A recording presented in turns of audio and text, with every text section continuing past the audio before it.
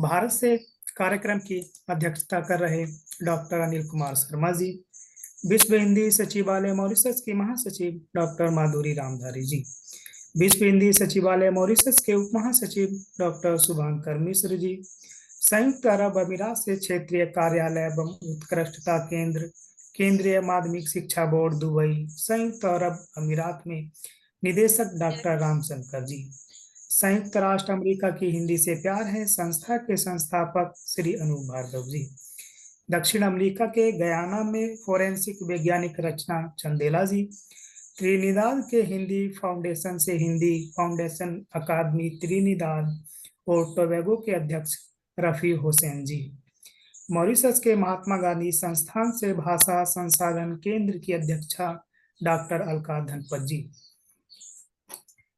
कार्यक्रम में भाग लेने वाले प्रतिभागी छात्र छात्राएं गयाना से बनिया चंदेला जी, त्रिनिदाद से रिसहा मोहम्मद तथा मॉरिशस से भाग लेने वाले छात्र कृष्ण नारायण लचा जी। विश्व हिंदी सचिवालय शिक्षा, तृतीयक शिक्षा, विज्ञान और प्रौद्योगिकी मंत्रालय मॉरिशस एवं भारतीय उच्चायोग मॉरिशस के तत्वावधान में तथा हिंदी फाउंडेशन त्रिनिदाद महात्मा गांधी संस्थान मॉरिशस क्षेत्रीय कार्यालय एवं उत्कृष्टता केंद्र केंद्रीय माध्यमिक शिक्षा बोर्ड दुबई संयुक्त अरब अमीरात इंटेलिजेंस माइंड ट्रस्ट भारत और हिंदी से प्यार है अमेरिका के समन्वित सहयोग से आयोजित इस आभासी कार्यक्रम में आप सबका स्वागत है। आज का आभासी कार्यक्रम है हिंदी साहित्य के प्रति अभिरुचि, जो भाग 19, जिसका विशेष संदर्भ प्रवासी दिवस के संदर्भ में है। कार्यक्रम को आरंभ करते हैं स्वागत भाषण से। मैं विश्व हिंदी सचिवालय की महासचिव डॉक्टर माधुरी रामधारी जी को स्वागत भाषण के लिए आमंत्रित करता हूं। आप अपने स्वागत भाषण एवं ज्ञानवर्धक शब्दों से हमें अनुग्रहित करें। आपका स्वागत है डॉक्टर माधुरी रामधारी जी। धन्यवाद। कार्यक्रम के अध्यक्ष डॉक्टर अनिल कुमार शर्मा जी, आदरणीय वक्ता एवं प्रतिभागीगण, क्षेत्रीय कार्यालय एवं उत्कृष्टता केंद्र CBSE Dubai, intelligent minds trust Bharat और हिंदी से प्यार है अमेरिका के हमारे सहयोगीगण, साहित्य प्रेमियों, सबको करबद्ध प्रणाम। 20वीं शताब्दी के तीसरे दशक में मॉरिशस में चीनी उद्योग का विस्तार हुआ और गन्ने के खेतों में काम करने के लिए गोरे मालिकों ने भारत से गिरमिटिया मजदूरों को मॉरिशस लाने का प्रबंध किया।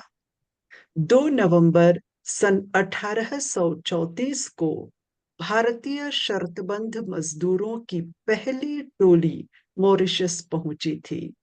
अटलास नामक जहाज से मॉरिशस के जिस स्थान पर भारतीय मजदूर उतरे थे, उस स्थान को आप्रवासी घाट नाम दिया गया। यूनेस्को ने आप्रवासी घाट को विश्व धरोहर स्थल की सूची में सम्मिलित किया और मॉरिशस सरकार ने देश में भारतीय आप्रवासियों के प्रथम आगमन की ऐतिहासिक तिथि 2 नवंबर को राष्ट्रीय आम छुट्टी का दिन घोषित किया। हर वर्ष 2 नवंबर को मॉरिशस में आप्रवासी दिवस मनाया जाता है और आज आप्रवासी दिवस के ही संदर्भ में हिंदी साहित्य के प्रति अभिरुचि आभासी कार्यक्रम के 19वें संस्करण का आयोजन किया गया है। इस कार्यक्रम के आयोजन में हमें विशेष सहयोग प्राप्त हुआ है श्रीमती दीप्ति अग्रवाल जी को। तो आगे स्वागत भाषण बढ़ाने से पहले मैं श्रीमती दीप्ति जी को हृदय से धन्यवाद करती हूँ। इस कार्यक्रम में गयाना, त्रिनिदाद और मॉरिशस से रुचिकर प्रस्तुतियां होने वाली हैं। इन तीनों देशों में 20वीं शताब्दी में ब्रिटिश औपनिवेशी शासन रहा और गिरमिट प्रथा के तहत तीनों देशों में ईख के खेतों में काम करने के लिए भारत से शर्तबंद मजदूर लाए गए थे। इन मजदूरों ने न केवल देश के विकास में अपना योगदान दिया, अपितु तप और त्याग से अपने बच्चों को पढ़ाया, उन्हें हिंदी का ज्ञान एवं संस्कार प्रदान किया। हिंदी ज्ञान के बल पर भारतीय आप्रवासियों की संतानों ने साहित्य का सृजन किया और हिंदी प्रवासी साहित्य को एक अनूठा रूप प्रदान किया। आज हमें गयाना, त्रिनिदाद और मॉरिशस में रचित हिंदी साहित्य के विषय में सुनने का अवसर प्राप्त होगा। हिंदी विद्वान एवं भारतीय विद्या भवन के क्षेत्रीय शिक्षा अधिकारी डॉक्टर अनिल कुमार शर्मा जी कार्यक्रम की अध्यक्षता कर रहे हैं। उनका मैं सम्मान के साथ इस मंच पर स्वागत करती हूँ। गयाना से श्रीमती रचना चंदेला जी फोरेंसिक साइंटिस्ट हैं, परंतु मातृभाषा हिंदी के प्रचार में अपना सहयोग देने के लिए वे तत्पर हैं और गयाना में जो हिंदी साहित्य रचा गया उसके बारे में पढ़कर आज वे प्राप्त ज्ञान को हमारे साथ साझा करने वाली हैं। इसी प्रकार त्रिनिदाद और टोबैगो के हिंदी फाउंडेशन के अकादमिक अध्यक्ष श्री रफी हुसैन जी ट्रिनिडाद के हिंदी साहित्य के स्वरूप को हमारे समक्ष प्रस्तुत करेंगे और मॉरिशस के महात्मा गांधी संस्थान के हिंदी विभाग की वरिष्ठ प्राध्यापिका डॉक्टर अलका धनपत जी मॉरिशसीय हिंदी साहित्य पर प्रकाश डालेंगी। तीनों देशों के सुयोग्य वक्ताओं का मैं हृदय की गहराई से स्वागत करती हूँ।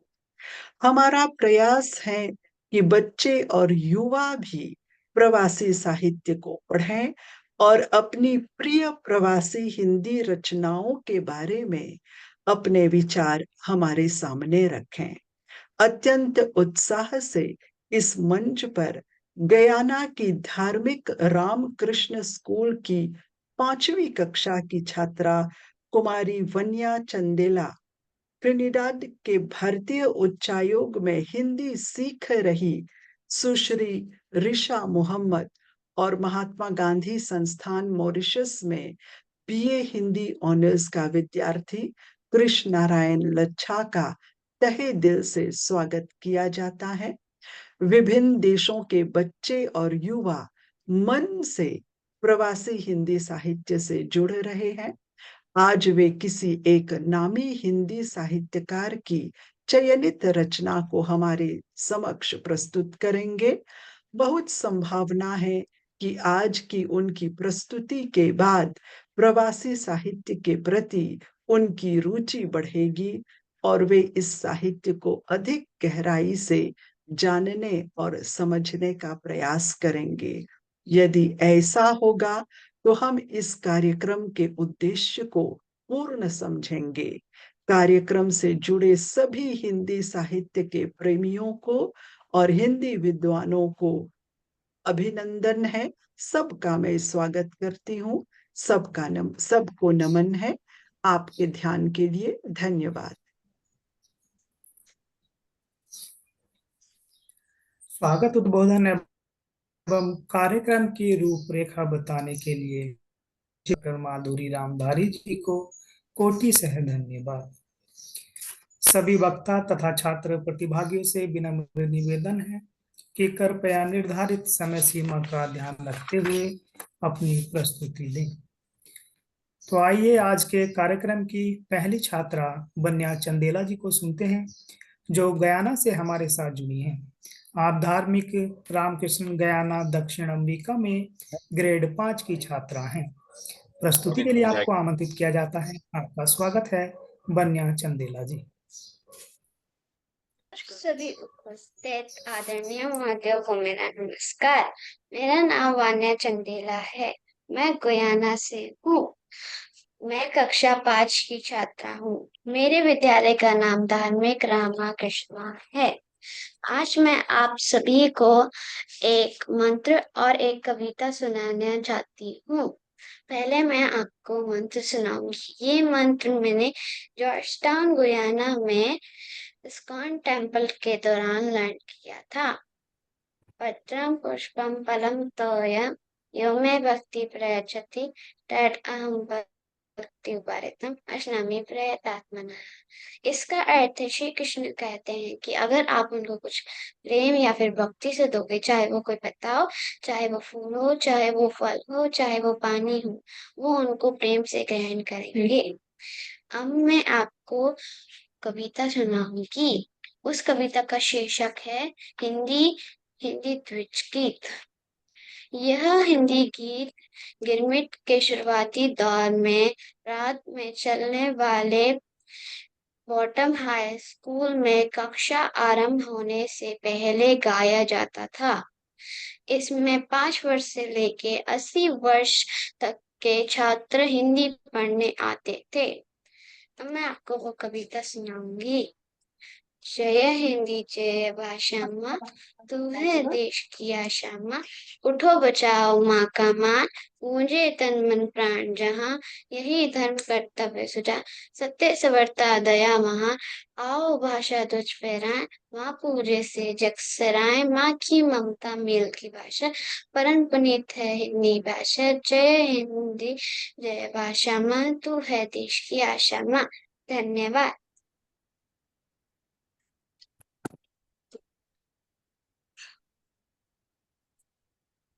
आपने मंत्र का वाचन किया तथा उसका अर्थ भी हमें समझाया। आपने जय हिंदी कविता का इतने अच्छे शब्दों में वाचन किया।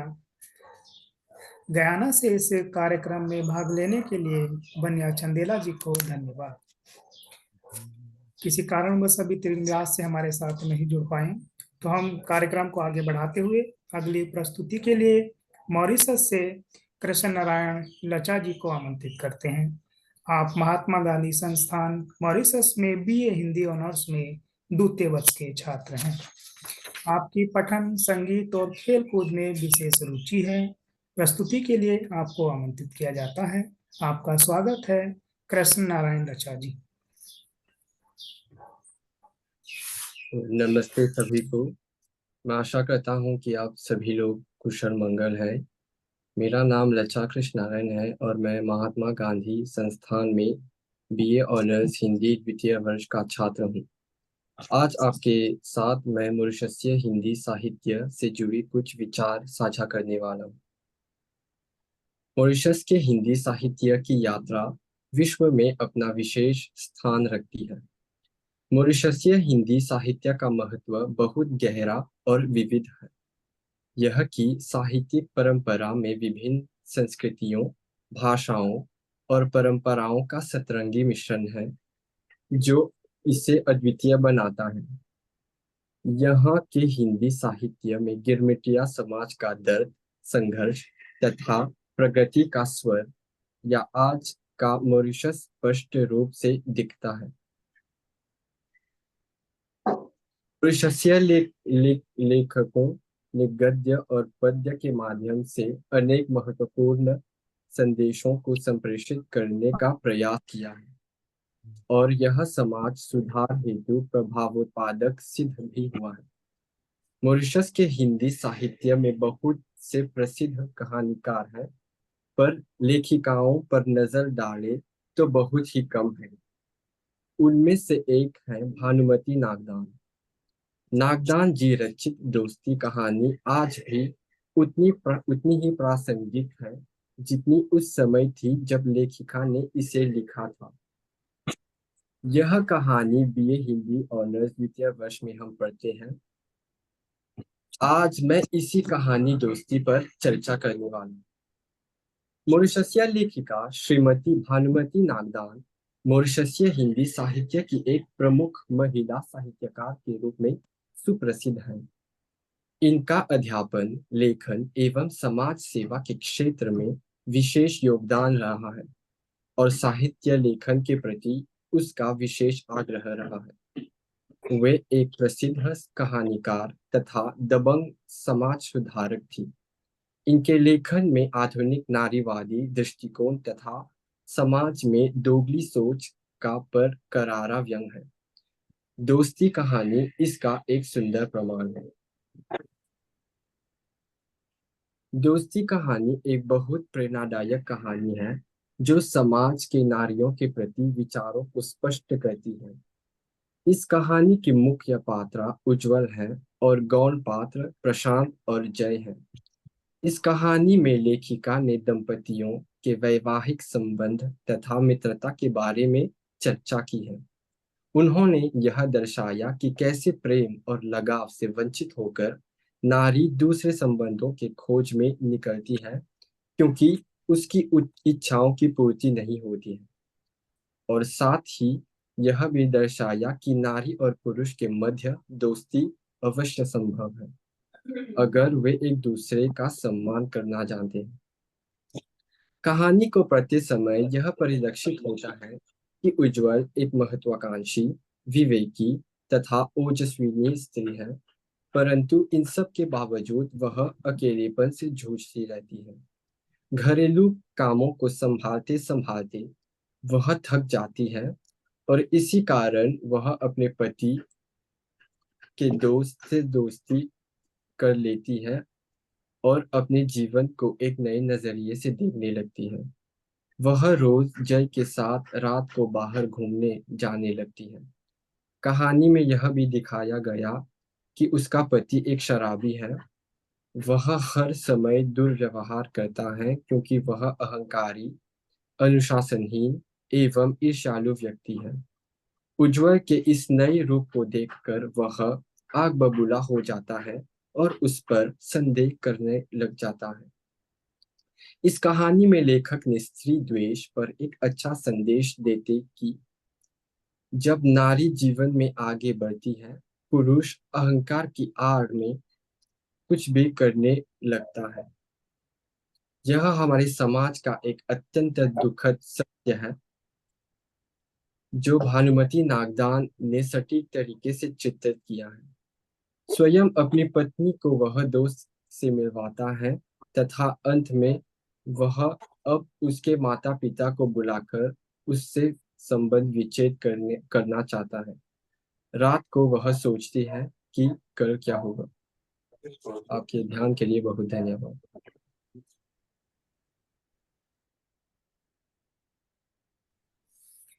आपने मॉरिशस में हिंदी साहित्य की स्थिति का संक्षेप में उल्लेख किया। आपने यह भी बताया कि मॉरिशस में हिंदी साहित्य कितना फल फूल रहा है। आपने कहानी के माध्यम से अपने विचार हम सभी साझा किए। इसके लिए मॉरिशस से कृष्ण नारायण रचा जी को हम सभी से अपने विचार साझा करने के लिए हार्दिक धन्यवाद। कार्यक्रम को आगे बढ़ाते हुए वक्तव्य के लिए हम रचना चंदेला जी को आमंत्रित करते हैं जो गयाना से हमारे साथ जुड़ी हैं। आप दक्षिण अमेरिका के गयाना में फोरेंसिक वैज्ञानिक के रूप में अपनी सेवाएं दे रही हैं।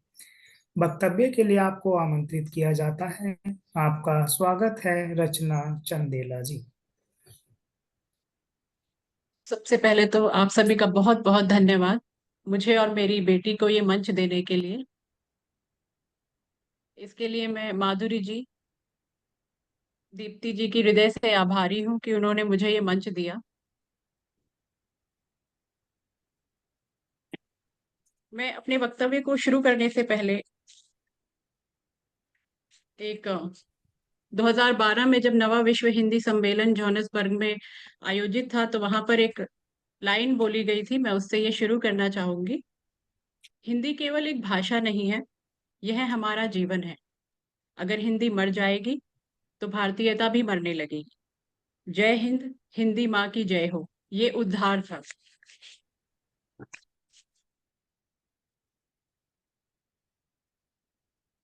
गयाना दक्षिण अमेरिका का एक छोटा सा देश है। यह 26 मई 1966 को अंग्रेजों से स्वतंत्र हुआ। गुलामी प्रथा का अंत होने के पश्चात 1838 में ब्रिटिश सरकार ने व्हीटबी जहाज से भारत को अनुबंधित श्रमिक गयाना के प्रांत डेमरारा में 5 वर्ष के कॉन्ट्रैक्ट पर सभी को लेकर आए। ये सभी श्रमिक भारत देश के विभिन्न राज्यों से आए थे, जिनमें मुख्यतः बिहार, उत्तर प्रदेश एवं बंगाल सम्मिलित है। भारतीयों की एक सबसे खास बात यह है कि वह जहां भी गए अपनी भाषा, अपनी संस्कृति को साथ लेकर गए तथा वह विदेश में भी लघु भारत बनाकर रहते हैं। ये भारतीय भोजपुरी अवधी मिश्रित हिंदी बोलते थे। इन भारतीयों की हिंदी भाषा उसी उपनिवेश में मिश्रित हो गई, जिसे उपनिवेश में ये श्रमिक गए। उनका मिश्रण संरचनात्मक रूप से तो हिंदी ही रहा, लेकिन उसकी प्रकृति और स्वरूप बिल्कुल बदल गया, और यही हिंदी गिरमिटियाई श्रमिकों के बोलने के कारण गिरमिटियाई हिंदी कहलाई। गिरमिटियाई हिंदी ये एक पारिभाषिक शब्द बन चुका था, जिसका अर्थ है प्रवासी गिरमिट मजदूरों द्वारा बोली जाने वाली हिंदी की नई विकसित शैली। मैं यहाँ पर आपको गयाना की शुरुआती हिंदी का एक उदाहरण प्रस्तुत करना चाहूंगी। हिंदुस्तानी में उ लोग कहे कि बौखारा लगल है। बौखारा लड़का के और थोड़ा सा एके बौखारा दे दई, ओके उसीन में एक बर्तन में कर देवे, और एक पीढ़ा पर बैठा के और एक ओढ़ा के खूब ऐसे ब्लंकेट ओढ़ा देवे। तो इसमें देखा, ब्लंकेट एक अंग्रेजी शब्द हुआ। पीढ़ा जो हमारी छोटी चारपाई का एक छोटा स्वरूप होता है, उसको पीढ़ा कहते हैं। ये उत्तर प्रदेश में काफी प्रचलित है। तो यहाँ पर ये भाषा मिश्रित हो गई। हिंदी केवल एक भाषा नहीं, यह हमारी जिंदगी है, जैसा कि मैंने शुरुआत में ये बोला। तो इसके लिए गयाना में जो हिंदी का भविष्य है, जो वर्तमान है, वो इस संक्षेप में बहुत ही महत्वपूर्ण है कि यहाँ पर अभी हिंदी की स्थिति क्या है। वर्तमान में गयाना में 5% से भी कम लोग शुद्ध हिंदी बोलते हैं। इसलिए यहाँ हिंदी का भविष्य के बारे में जी अगर बात नमस्ते करें माधुरी जी। हेलो, हाँ जी नमस्ते माधुरी जी।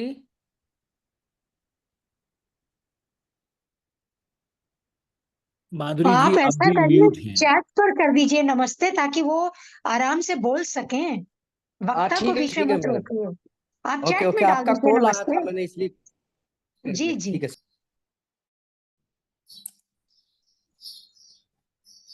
रचना जी बोलिए आप जी बहन जी, बोलिए, क्या- कंटिन्यू करिए। जी, मैं यहाँ पर कुछ सुझाव हिंदी के प्रसार के बारे में लेकर आई हूँ।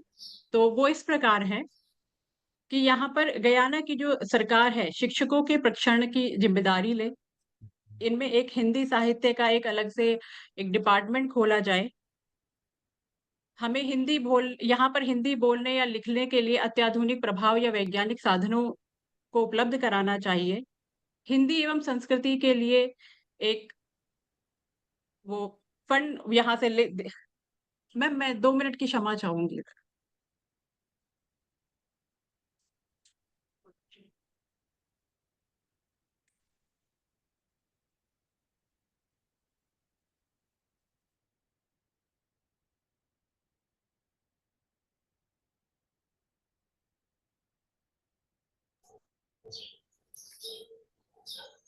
प्रकाश वीर, देखिए आप कहाँ दिक्कत है। नहीं, वो नहीं रचना मैडम, जी यहाँ को से कुछ तो समय सब चाहिए तो ठीक चला है, हाँ, उन्हीं को थोड़ा सा असल में दिक्कत। जी जी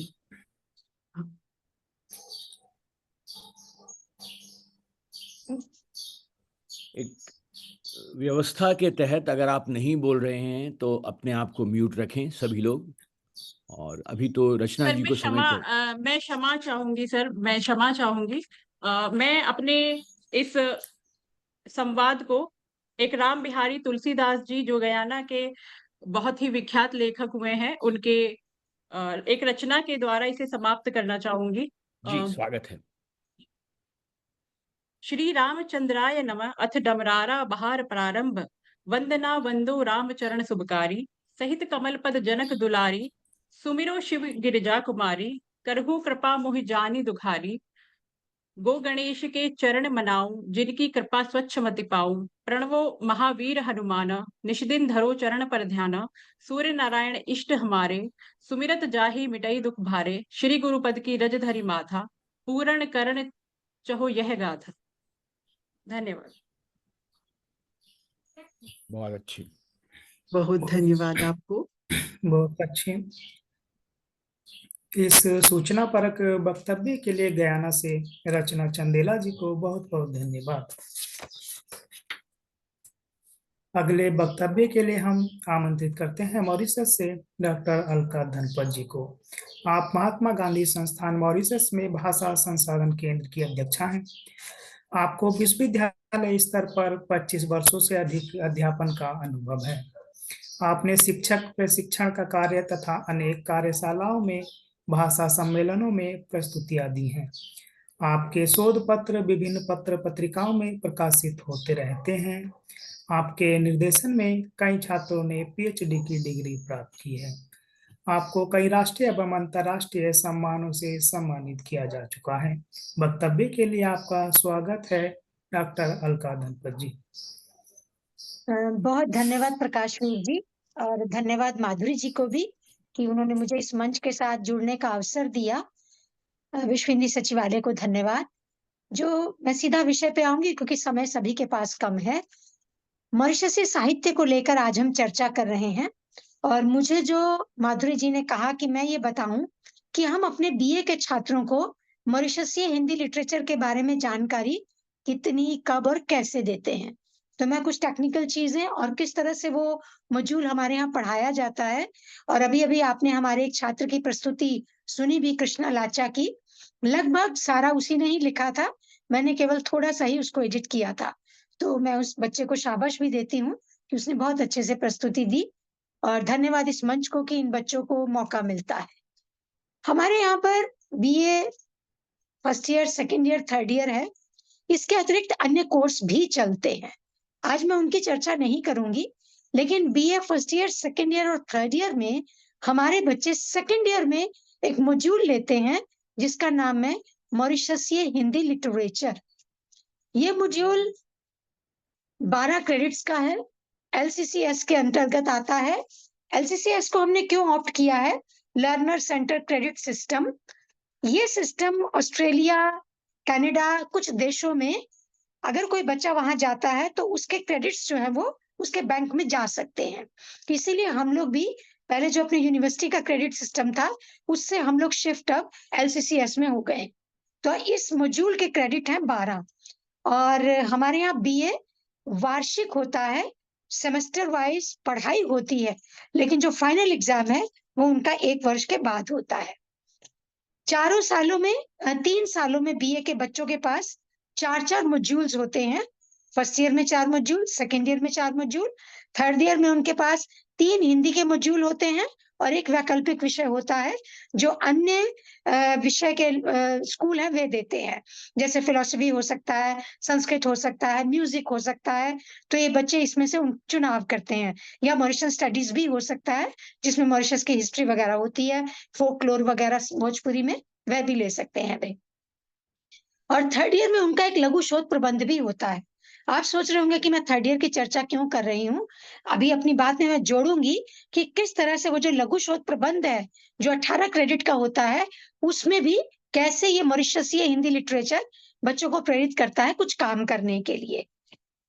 अब बच्चे जो है लघु शोध प्रबंध के जो टॉपिक्स लेते हैं वो भारतीय रचनाकार भी हो सकते हैं, कवि, गद्यकार, व्यंग्यकार, XYZ कुछ भी विधा हो सकती है। फिल्मों की तुलना करते हैं वे, धारावाहिक तुलना करते हैं। अभी एक छात्रा ने मेरे साथ काम किया है, ओम राउत की फिल्म जो रामायण को लेके बनी है, और दूसरी तरफ रामानंद सागर का धारावाहिक, उसने इन दोनों की तुलनात्मक अध्ययन किया है। इसी तरह से कुछ बच्चे 2 कहानियां और एक नारी पर आधारित फिल्म ले लेते हैं, तो इस पर भी काम करते हैं।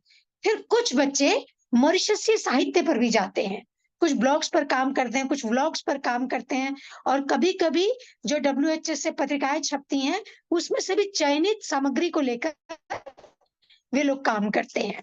तो शोध प्रबंध में जिस समय वो मॉरिशसीय हिंदी साहित्य की ओर बढ़ते हैं तो इसकी भूमिका सेकेंड ईयर में बंद चुकी होती है।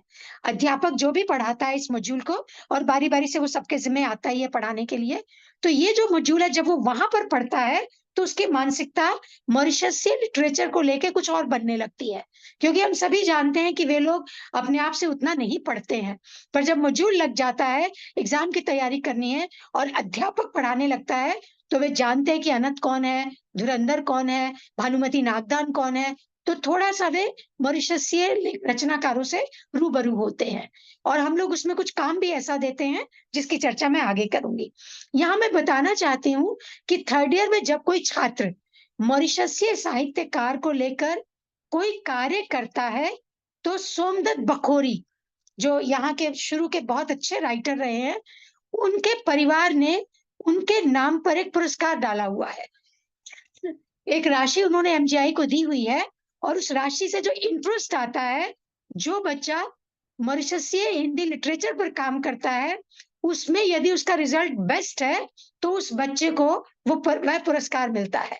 तो इस बहाने भी बच्चे मॉरिशसीय हिंदी लिटरेचर पर काम करना पसंद करते हैं। इसके बाद जब हम आगे बढ़ते हैं, ये जो मॉरिशसीय हिंदी लिटरेचर है, क्योंकि 2 सेमेस्टर में पढ़ाया जाता है, तो इसमें हम इसको बांटते हैं, क्योंकि 2 सेमेस्टर का मतलब लगभग 10 से 15 क्लासेस एक लेक्चरर लेता है, तो लगभग आप समझ लीजिए 30 क्लासेस उनकी हो जाती हैं, 2 लेक्चरर मिलके इसको पढ़ाते हैं। पहले भाग में मॉरिशस हिंदी साहित्य का इतिहास पढ़ाया जाता है कि आखिर 1968 में जो मॉरिशस को आजादी मिली, उससे पहले हिंदी को लेकर क्या लेखन कार्य हो रहा था, 68 के बाद समाज में परिवर्तन कैसे आया, रचनाकारों के लेखों में कैसे परिवर्तन आया, ये सारी चीजें उसमें दी जाने लगी। और ये देते देते बच्चे मॉरिशस की हिस्ट्री से भी परिचित होने लग जाते हैं। और इसके साथ साथ मॉरिशसीय साहित्य का नामकरण और उनका काल विभाजन, जैसे मुनीश्वर लाल चिंतामणि जी ने अपनी पुस्तक में उसको दिया है, और भी कुछ लेखक ने, प्रहलाद रामशरण इत्यादि ने, तो इन सब की तुलना करके अध्यापक उनसे चर्चा करता है। फिर स्वतंत्रता पूर्व और उसके बाद में परिवर्तन, और फिर साहित्य में कैसे चीजें बदली, कैसे आजादी से पहले गोरे लोगों को लेकर टारगेट किया जाता था, और आजादी के बाद राजनीति के कारण क्या चीजें, क्या विद्रूपताएं, क्या व्यंग्य, उस सब की चर्चा होती है। भाग 2 में हम लिटरेचर लेते हैं। अब लिटरेचर में भी स्वतंत्रता पूर्व के कवि और स्वतंत्रता पश्च के कवि लेते हैं। स्वतंत्रता पूर्व के कवि में जैसे रसपुंज जी हैं, मधुकर भगत हैं, जो मॉरिशस के राष्ट्र कवि माने जाते हैं, और स्वतंत्रता पश्च में हम लोग मुनीश्वर लाल चिंतामणि हैं, सोमदत्त बखोरी हैं, पूजानंद नेमा है, अभिमन्यु अनंत हैं, इनको हम लेते हैं। लेकिन इसके साथ साथ एक उपन्यास भी पढ़ाया जाता है। सेकंड सेमेस्टर में एक उपन्यास गद्य में लगता है। ये तो फर्स्ट सेमेस्टर में हो गया इतिहास और पद्य। सेकंड सेमेस्टर में अनंत का हम प्रवासी उपन्यास पढ़ाया जाता है, और छात्र इसको बहुत पसंद करते हैं। अनंत का लाल पसीना एक बड़ा उपन्यास है, गहरा उपन्यास है, उसे पढ़ने की हम प्रेरणा देते हैं, लेकिन सिलेबस में, पाठ्यक्रम में हम प्रवासी है। और उधर कहानियां हमने वसंत चैनी का, जो महात्मा गांधी संस्थान से ही एक संकलन छपा हुआ है, उसमें से चयनित कहानियों को लेकर पढ़ाया जाता है, और कम से कम 5-6 राइटर्स को कवर किया जाता है, जैसे जयजीत की क्षुद्रताएं, पूजानंद नेमा की पराजय, रामदेव धुरंधर की मोड़, भानुमति नागदान की दोस्ती, जिसकी चर्चा अभी केशव ने की, और ठाकुर दत्त पांडे का बिछुरत एक प्राण हरि लेहि एक संस्मरण है, और अभिमन्यु अनंत की ज्वार भाटा।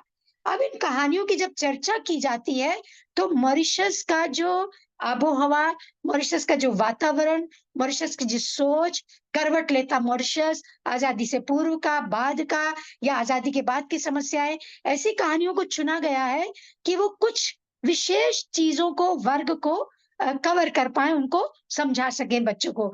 जैसे मान लीजिए क्षुद्रताएं है जयजीत की कहानी, इसमें जाति पाति की चर्चा की गई है। यद्यपि आज के मॉरिशस में दबी जुबान से या पीछे कहीं जाति की बात हो तो हो, लेकिन खुली जबान या खुली चर्चा में जाति को लेकर अब कोई बात नहीं होती, क्योंकि शिक्षा का स्तर यहाँ पर 100% साक्षरता है, और नई पीढ़ी अब इन सबसे थोड़ा ऊपर उठ रही है। किसी जमाने में था ये सब। तो जो क्षुद्रताएं हैं, उसमें एक व्यक्ति है जो बहुत सुंदर मूर्ति बनाता है। तो मंदिर की जो मूर्ति है, शिव की मूर्ति, उसमें कुछ वो खंडित हो गई है। तो जब गांव वालों को पता है कि ये व्यक्ति बहुत अच्छी मूर्ति बनाता है तो उसको बुलाया जाता है और वह बड़ी ही लगन से मूर्ति को बनाता है। जिस दिन मूर्ति का अनावरण होना है या मूर्ति की प्राण प्रतिष्ठा होनी है, उस दिन ये व्यक्ति वहां जाना चाहता है। और जब ये वहां जाता है तो वहां के लोग उसकी उस 4 महीने की मेहनत, उसका त्याग, उसको ना देखकर समाज के कुछ लोग कहते हैं कि आज मूर्ति के दर्शन करने के लिए ये मंदिर को अपवित्र करने के लिए आ गया है। और वे कहते हैं इसकी अकल मारी गई है, छोटी जात का मानस, आज के दिन ही इसको यहाँ पर आना था सब गंदा करने के लिए। तो ये लोग कानाफूसी करते हैं और वह लौटने लगता है। तो यहाँ शुद्धताएं में जयजीत जी ये दिखाते हैं कि समाज को समझना होगा कि जो 4 महीने से मूर्ति बना रहा है, उसके प्रवेश करने से मंदिर कैसे अपवित्र हो जाएगा। लेकिन आज मॉरिशस में स्थिति सबल है, मंदिर में कोई भी जा सकता है।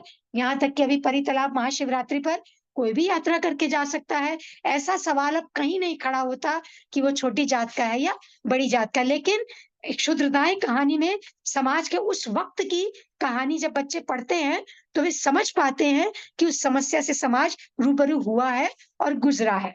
इसी तरह से ठाकुरदत्त पांडे का जो है, ये भी आजादी से पूर्व के लेखक हैं। बिछड़त एक प्राण हरि लेहि, ये रामचरितमानस की पंक्ति है। उन्होंने यही शीर्षक से अपना संस्मरण लिखा है। इसमें दिखता है कि भारत और मॉरिशस का रिश्ता बड़ा ही गहरा है। आज भी मैं आपसे कह सकती हूँ, हम में से कितने मित्र हैं जो भारत जाते हैं, जो होटल में नहीं ठहरते हैं।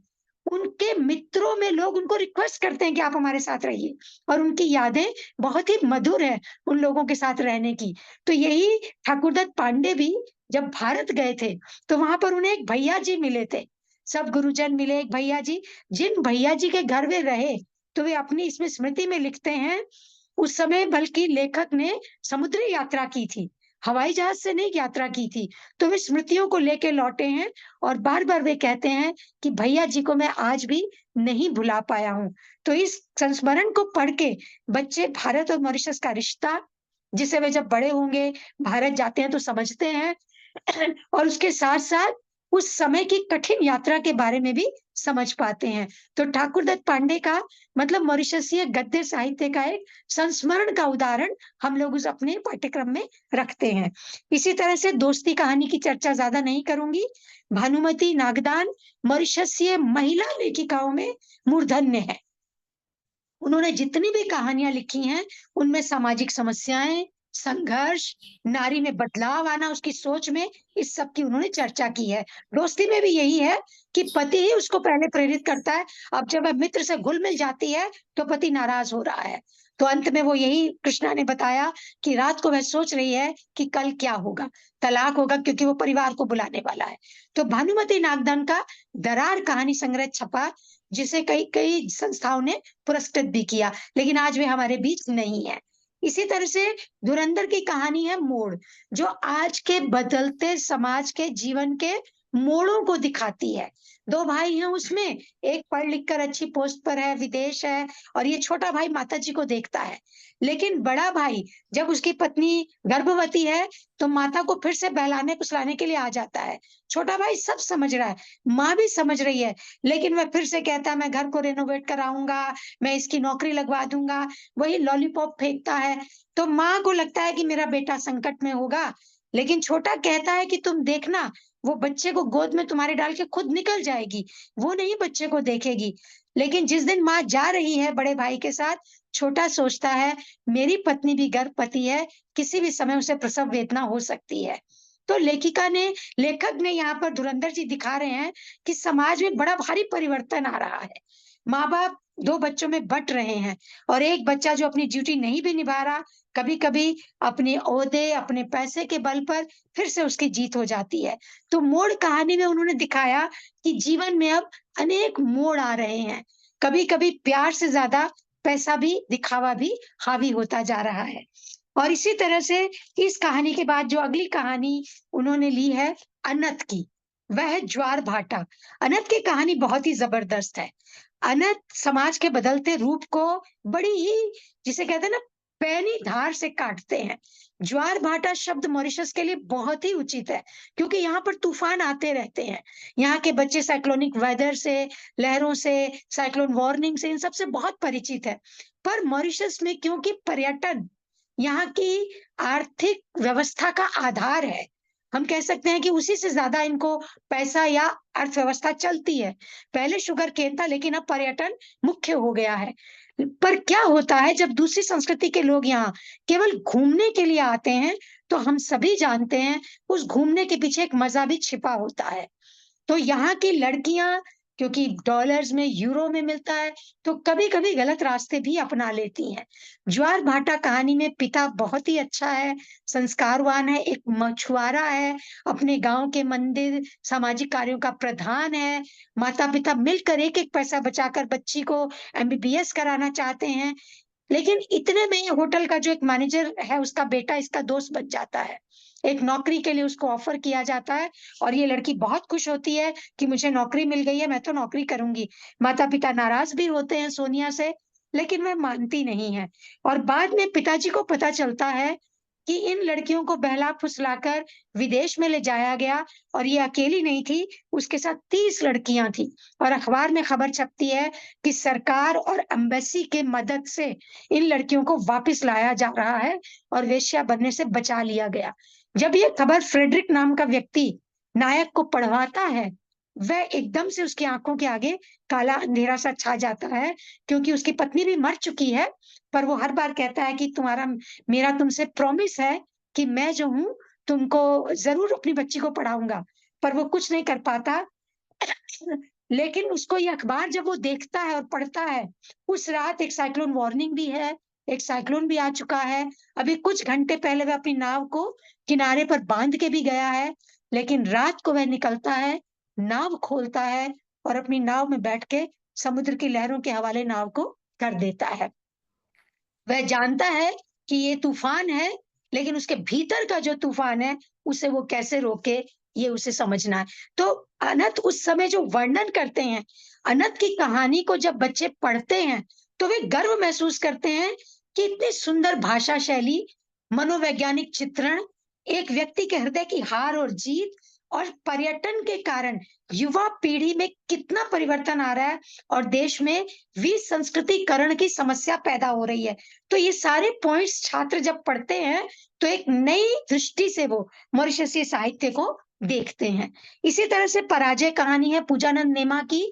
किसी समय में ट्रेड यूनियंस, जो लोग खेतों में काम कर रहे थे, शुगर केन, उनको बोनस मिलना, तरक्की मिलना, और अगर मान लो फसल ज्यादा हुई तो पैसा मिलना, एक सरकार ने इसके लिए कदम उठाया था। लेकिन जो चाय की खेती करते थे उनके लिए कुछ भी सुधार नहीं हुआ। तो आज तो मॉरिशस में चाय की खेती बहुत होती है और उसके लिए पूरी तरह से ट्रेड यूनियंस और सरकारें ध्यान रखती हैं, लेकिन उस समय चाय के बागान में काम करने वालों के लिए कुछ नहीं किया गया। तो कुछ लोग मिलके हड़ताल करते हैं, और पूजानंद नेमा उसी इलाके में रहते थे। उस इलाके में रहते हुए उन्होंने आंखों से ये सब देखा। तो जब लोग मिलके हड़ताल करते हैं तो इस हड़ताल में ऐसी स्थिति आ जाती है कि घर में खाने को ही कुछ नहीं है, और अंत में हड़तालियों को हड़ताल न करते हुए सरेंडर करना पड़ता है। और अंत में लेखक लिखता है, गरीबी से बढ़कर क्या है, रोटी तो चाहिए ना सबको, और हड़ताल वहां पर खत्म हो जाती है। तो वहां दिखाया है कि गरीबी से बड़ी बड़ी चीजों को पराजय मिलती है। तो पराजय कहानी लेखक ने उस समय की गरीबी, उस समय की बेबसी, उस सबको दिखाया। जब लोग मुर्गी पालते थे, बकरी पालते थे, कैसे गुजारा चलता था, उस सबको उन्होंने दिखाया है। तो पराजय कहानी के माध्यम से उन्होंने उस पराजय को हमें दिखाया, जिस पराजय के कारण समाज में कभी कभी जो गरीब था वो कैसे पिस रहा था। और ये भी बताया कि समाज करवट ले रहा था। अगर एक इंडस्ट्री को सरकार ने थोड़ी सुविधाएं दी तो दूसरे लोग भी उठे। तो आज चाय की खेती वालों को भी सुविधाएं दी जाती हैं, क्योंकि जब तूफान वगैरह आता है, कुछ नुकसान होता है। मैं उदाहरण के लिए बताना चाहती हूँ, किसी जमाने में जब मॉरिशस में तूफान आते थे तो केवल मछुआरों को सरकार की ओर से सब्सिडी मिलती थी, लेकिन आज किसान भी इस लिस्ट में आ गए हैं। यदि तूफान के कारण बारिश बहुत होती है, उनकी खेती नष्ट हो जाती है, तो कृषि मंत्रालय उसका मुआवजा और उसका सब देखता है। तो किसान को भी अब उस लिस्ट में ले लिया गया है। तो धीरे धीरे समाज में परिवर्तन आ रहा है। अब मैं इसमें जोड़ना चाहूंगी कि हमारे छात्र जब शोध के लिए जुड़ते हैं तो कैसे करते हैं। हम एक मिनी शोध उनसे करवाते हैं। जैसे मान लीजिए मैं पढ़ा रही हूँ ये मॉड्यूल, तो मैं कहूंगी अपनी मर्जी के किसी लेखक को चुन लीजिए। जरूरी नहीं कि जो आप पढ़ रहे हैं उन्हीं को लें। जो जिंदा है मॉरिशस में, मॉरिशसीय लेखक, आपको उनसे समय लेना है, फोन नंबर ढूंढिए उनका, आपको जाके उनका साक्षात्कार करना है। ये बच्चे उनके घर जाते हैं, उनसे साक्षात्कार लेते हैं। और मैं आपको सच कहना चाहती हूँ कि कई बच्चों ने अनंत जी का भी साक्षात्कार लिया हुआ है, और उनके जो थीसिस हैं उसमें वो जीवंत साक्षात्कार हमारे पास आज हैं। अभी एक लड़की पीएचडी कर रही है धुरंधर जी पर, तो अभी धुरंधर जी जीवित हैं, तो उसने भी एक साक्षात्कार उनका लिया है। इसी तरह सी बोरत जी बहुत वृद्ध हो रहे हैं, लेकिन बच्चे जाते हैं, उनका साक्षात्कार लेते हैं। फिर हम उनको एक काम देते हैं पीपीटी बनाने का, कि आपको पावर पॉइंट बनाना उस राइटर के ऊपर। खोज कार्य करिए, कोई भी राइटर लीजिए, चाहे गद्य पद्य उपन्यासकार, और कम से कम 20-25 स्लाइड्स तैयार कीजिए। स्लाइड्स वे तैयार करते हैं। फिर हम उन्हें कहते हैं कि आपको ग्रुप वर्क करना है, प्रेजेंटेशन। अब प्रेजेंटेशन में वो कुछ लोग इंटरव्यू लेकर लेखक का फोटो, उसका वीडियो बनाकर आते हैं, और तब क्लास में लेखक को हमें सुनाते हैं कि देखो हमने वीडियो उनका लिया, इस प्रश्न को पूछा और वे उत्तर दे रहे हैं। और बच्चे अपना अपना कार्यभार बांट लेते हैं। जो आईटी में बहुत अच्छा है वो माउंटिंग करता है, एडिटिंग करता है। जो लेखन में अच्छा वो साक्षात्कार के प्रश्न तैयार करता है। तो एक ग्रुप वर्क हम उनसे कराते हैं, ताकि यदि कोई बच्चा थोड़ा पीछे भी छूट रहा है तो वो इनके साथ मिलके उनके साथ बराबर आ सके। तो इस तरह से ग्रुप वर्क देना, रिसर्च पेपर उनको बनाने के लिए देना, साक्षात्कार लेने के लिए भेजना, और फिर हम लोग साल में एक बार किसी मॉरिशसीय साहित्यकार का दिन मनाते हैं, और हम उस दिन उनको बुलाते हैं। तो बारी-बारी से हम किसी भी साहित्यकार को ये विभाग निश्चित करता है, और फिर उसमें बच्चे भी भाग लेते हैं, प्रश्न पूछते हैं, और साक्षात्कार जैसे आमने-सामने, और वह लेखक अपने अनुभव हमें बाँटते हैं। तो हमारी पूरी कोशिश होती है कि हमारे जितने भी बच्चे हैं, जब वो सेकंड ईयर से गुज़रे, तो वे मॉरिशसीय साहित्यकारों की दुनिया, मॉरिशस का इतिहास, रचनाकारों की मानसिकता, रचनाकारों का खोज कार्य, इस सबसे परिचित हों। और थर्ड ईयर में यदि किसी की इच्छा है, कोई काम करना चाहता है, तो 10 से 12,000 के शब्दों में उनको एक लघु शोध प्रबंध लिखना होता है। तो वे लोग 2 भारत की कहानियां, 2 मॉरिशस लेखकों की, मान लीजिए मेरे पास एक छात्र है जो वृद्धों की कहानियों पर अपना शोध प्रबंध करना चाहता है, तो वह 3 कहानियां, मान लीजिए गिरिजा शरण अग्रवाल की उसने ले ली, उनका एक संकलन है वृद्धों की कहानियों का, 3 उसने वहां से ले ली, और 3 उसने मॉरिशसीय रचनाकारों की कहानियों को ढूंढा जिनमें वृद्धों की समस्या है। अभी एक छात्रा काम कर रही है 3 भारतीय महिलाओं की, एक भारतीय लेखिका की 3 कहानियां, और 3 कहानियां उसने मॉरिशस की जो महिला समस्या पर लिखी हुई हैं, उन कहानियों का तुलनात्मक अध्ययन वो कर रही है। तो इस प्रकार से हम पूरी कोशिश करते हैं कि इस मॉड्यूल के माध्यम से हमारे बच्चे मॉरिशसीय हिंदी साहित्य का जो सार रूप है उसको जान सकें, और अपने देश के लेखकों को पहचान सकें, जीवन में उन्हें सम्मान दे सकें। ऐसा ना हो कि कल को उनका साक्षात्कार हो और कोई पूछे कि अभिमन्यु अनंत कौन थे, तो छात्र ये कहे जी पता नहीं मुझे कौन थे। उसे ये पता होना चाहिए कि अनंत, धुरंधर, जयजीत, नेमा, भानुमति नागदान आदि कुछ प्रमुख हमारे देश के हिंदी लेखक हैं, जिन्होंने हिंदी की सामग्री को खूब पल्लवित पुष्पित किया है।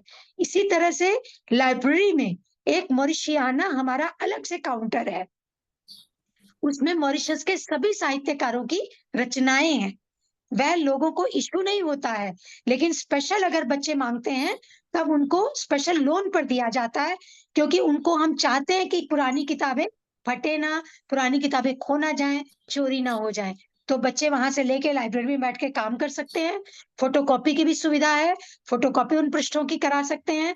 तो विभाग अपनी तरफ से जहां जितनी सुविधाएं छात्रों को दे सकता है, पूरा देने का प्रयास करता है। और कभी कभी हमारे लेखक स्वयं अपनी पुस्तकें लाके हमें देते हैं कि आप हमारी ओर से बच्चों को बांट दीजिए। अभी मुझे एक लेखक ने लाके 100 किताबें दी, उन्होंने कहा बहन जी मैं चाहता हूं कि मैं कितनों को ढूंढूंगा पढ़े, आप बच्चों को दीजिए वे पढ़ें तो हमारे लिए बहुत सुविधा हो गई। मैंने बच्चों को किताबें बांटी। अब जो उसमें पढ़ने वाले बच्चे हैं उनमें से एक बच्चे ने कहा मैं अगले साल इस पर काम करूंगा।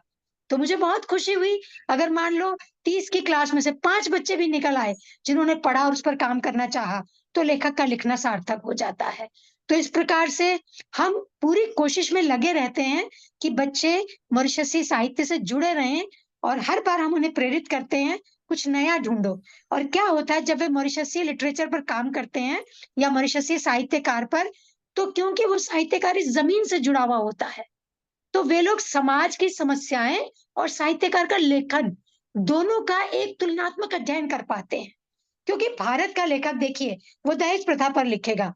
अब गंगो का जाया कहानी है, वो बाल मजदूरी पर है, तो मॉरिशस में बाल मजदूरी है ही नहीं। तो जब कोई बच्चा कभी चुनता है ये कहानी तो मैं पूछती हूँ तुमसे, तुम्हें पता भी है बाल मजदूरी क्या होती है?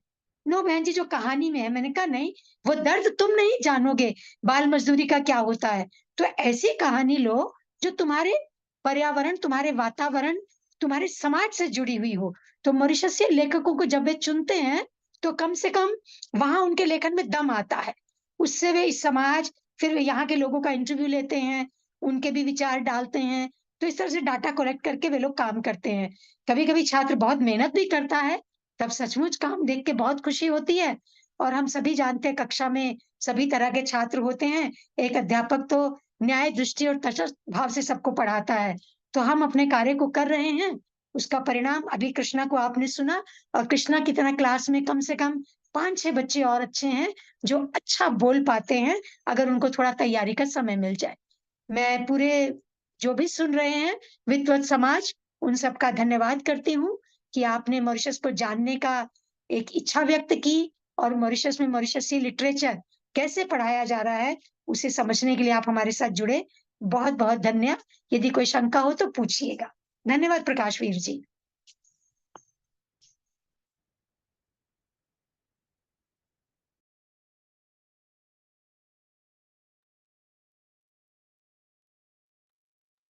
प्रकाश इस ज्ञानवर्धक एवं सूचना परक वक्तव्य के लिए मॉरिशस से डॉक्टर अलका धनपा जी को हार्दिक धन्यवाद। अभी अभी हमारे साथ त्रिनिदाद से जुड़े हैं। हम त्रिनिदाद से रिहास मोहम्मद को आमंत्रित करेंगे जो त्रिनिदाद से हमारे साथ जुड़ी हैं। आप हिंदी फाउंडेशन त्रिनिदाद में हिंदी की छात्रा हैं। आप वर्तमान में भारत में केंद्रीय हिंदी निदेशालय से पत्राचार पाठ्यक्रम कर रही हैं। आपका स्वागत है रिशाह मोहम्मद जी। नमस्ते सभी लोग, अस्सलाम वालेकुम। मेरा नाम रीशा मोहम्मद है और मैं ट्रिनिडाद टोबैगो से हूँ और अब एक कविता सुनाऊंगी। पोएम का नाम हिंदी मेरे लिए क्या है। हिंदी मेरे लिए मेरी बचपन, हिंदी मेरे लिए मेरी माँ की यादें। उसने मुझे सिखाया गाना, पढ़ना, बोलना। हिंदी धर्म नहीं जानती, केवल हम एक साथ लाने के लिए एक रिश्ता बनाया। हिंदी मेरे लिए मेरी संस्कृति, हिंदी ने मेरे लिए एक सामाजिक दुनिया बनाई जहाँ मुझे खास दोस्त मिले। एक ऐसी जगह मैं चांद की तरह चमकती। इस भाषा की मिठास सभी को पसंद, हर शब्द में छुपा है एक अनोखा नजारा। हिंदी एक अनमोल धरोहर, भावनाओं का सागर, शब्दों का सफर।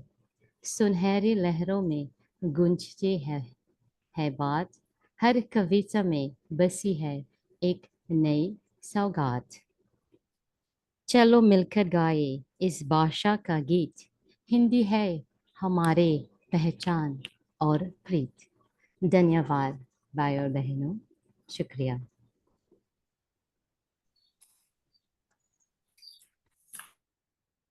आपने हिंदी मेरे लिए क्या है कविता का इतने अच्छे शब्दों में हम सभी के समक्ष प्रस्तुत किया। त्रिनिदाद से रिहांस मोहम्मद जी को हिंदी कविता के माध्यम से अपने विचार हम सभी से साझा करने के लिए बहुत बहुत धन्यवाद। हम अगले वक्तव्य के लिए रफी हुसैन जी को आमंत्रित करते हैं, जो त्रिनिदाद से हमारे साथ जुड़े हैं। आप हिंदी फाउंडेशन अकादमी त्रिनिदाद और टैबोंगो के अध्यक्ष के पद पर अपनी सेवाएं दे रहे हैं। वक्तव्य के लिए आपका स्वागत है, रफी हुसैन जी।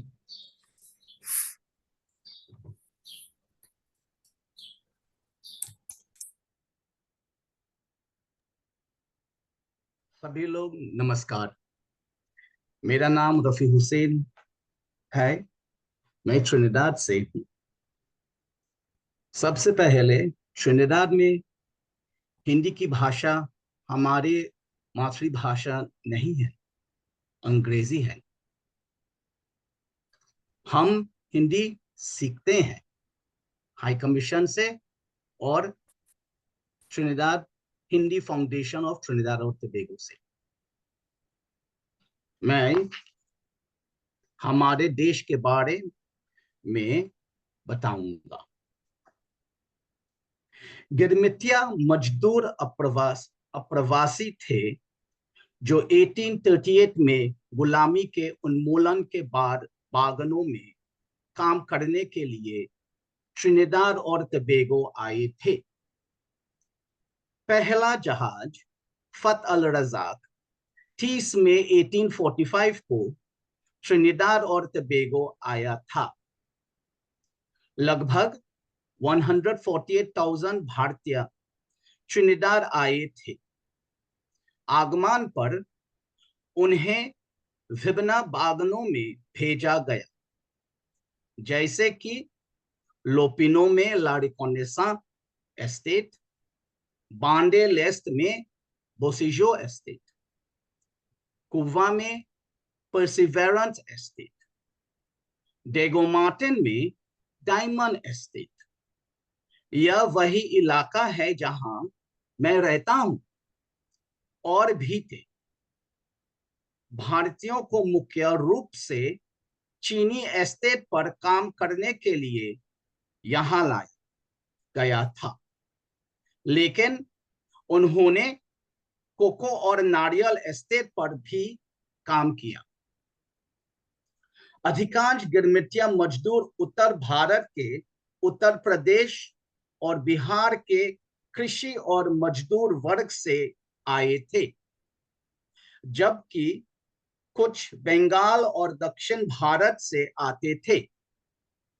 लगभग 85% मजदूर हिंदू थे और 14% मुसलमान थे। अधिकांश मजदूर 20 से 30 वर्ष की आयु के थे। उनमें से अधिकांश अविवाहित थे, लेकिन कुछ छोटे परिवार के साथ आए थे। अप्रवासियों को 5 साल की अवधि के लिए अनुबंधित किया गया था। अप्रवासियों को घर वापस जाने के लिए मुफ्त यात्रा का वादा किया गया था, लेकिन अधिकांश ने रहने और उन्हें दे जाने वाली भूमि अनुदान लेने का विकल्प चुना। गिरमिटिया मजदूर अपनी सांस्कृतिक और धार्मिक परंपराएं लेकर आए, जिससे ट्रिनिदाद और टोबैगो का बहुसांस्कृतिक समाज समृद्ध हुआ। वे करी, रोटी और पिलाव भी लाए, जो आज भी ट्रिनिदाद के भोजन का हिस्सा है। ट्रिनिदाद में गिरमिटिया प्रथा 1920 में समाप्त हो गई। भारतीय विधानसभा ने गिरमिटिया प्रथा को समाप्त कर दिया। SS गांजीज 22 अप्रैल 1917 को ट्रिनिदाद आने वाला आखिरी जहाज था। आज तक गिरमिटिया मजदूरों के बच्चे अपने पूर्वजों द्वारा लाई गई समृद्ध और जीवंत संस्कृति और परंपराओं को कायम रखते आए हैं। धार्मिक रीति रिवाज और परंपराएं आज भी वर्तमान पीढ़ी द्वारा बहुत अधिक मनाई जाती हैं। धार्मिक त्योहार जैसे कि दीपावली, होली, ईद उल फितर, ईद उल अधा इत्यादि अभी मनाए जाते हैं। इसके अलावा संगीत इंडो ट्रिनिडाडियन के जीवन में एक प्रमुख भूमिका निभाता है। हम बैठक गाना, बॉलीवुड हिंदी गाने और गजलें हैं। हमने चटनी संगीत भी बनाया है जो भोजपुरी, हिंदी और अंग्रेजी का मिश्रण है, जो एक तेज गीत में है। अनुबंध के दौरान प्रवासियों के बच्चों को कनाडाई मिशनरी रेवरेंड जेम्स मोटन द्वारा अंग्रेजी शिक्षा दी जाती थी, जो 1869 में ट्रिनिडाड आए थे। 1900 तक 60 प्रेस्बिटेरियन पाठशाला थे। गिरमिटिया मजदूरों के बच्चों ने शैक्षणिक रूप से उत्कृष्ट प्रदर्शन किया है और खुद को आर्थिक और सामाजिक रूप से ऊपर उठाया है। हमारे देश ने 2 प्रधानमंत्री दिए, श्री वसुदेव पांडे और श्रीमती कमला प्रसाद बिसेसा, और 2 राष्ट्रपति, श्री नूर हसन अली और श्रीमती क्रिस्टीन कंगलू। साथ ही इन लोगों ने भारतीय संस्कृति और हिंदी सीखने में महत्वपूर्ण योगदान दिया है। श्री रामगनी बब गोपी, उन्होंने 2008 में गीत अर्पणम नामक पुस्तक लिखी है, जिसमें देवनागरी लिप्यंतरण और अंग्रेजी भी भजन और गीत हैं। उन्होंने 2009 में प्रकाशित अब हिंदी बोलो नामक पुस्तक भी लिखी है, जिसका नाम हिंदू नाम और उनके अर्थ हैं। उन्हें भारतीय उच्चायोग द्वारा हिंदी सेवा सम्मान से किया गया। मिस अलीशा खान ने भारत में हिंदी का अध्ययन किया है और उन्होंने हमारी प्यारी हिंदी नामक पुस्तक लिखी है, जो हिंदी सीखने के लिए अच्छी व्याकरण पुस्तक है। अन्य लोगों में श्री कुमार महावीर, श्री रवि जी, श्री सुरदेव मंगरू जी, श्री विश्राम गोपी जी, जनाब कमालुद्दीन मोहम्मद और जनाब शमशुद्दीन मोहम्मद तथा कई अन्य शामिल हैं, लेकिन समय की कमी के कारण मैं उनके पास नहीं जा पा रहा हूं। अंत में मैं विश्व हिंदी सचिवालय विशेष रूप से श्रीमती दीप्ति अग्रवाल और श्रीमती माधुरी रामधारी को धन्यवाद चाहूंगा, जिन्होंने मुझे प्रवासी दिवस का हिस्सा बनने का अवसर प्रदान किया। धन्यवाद।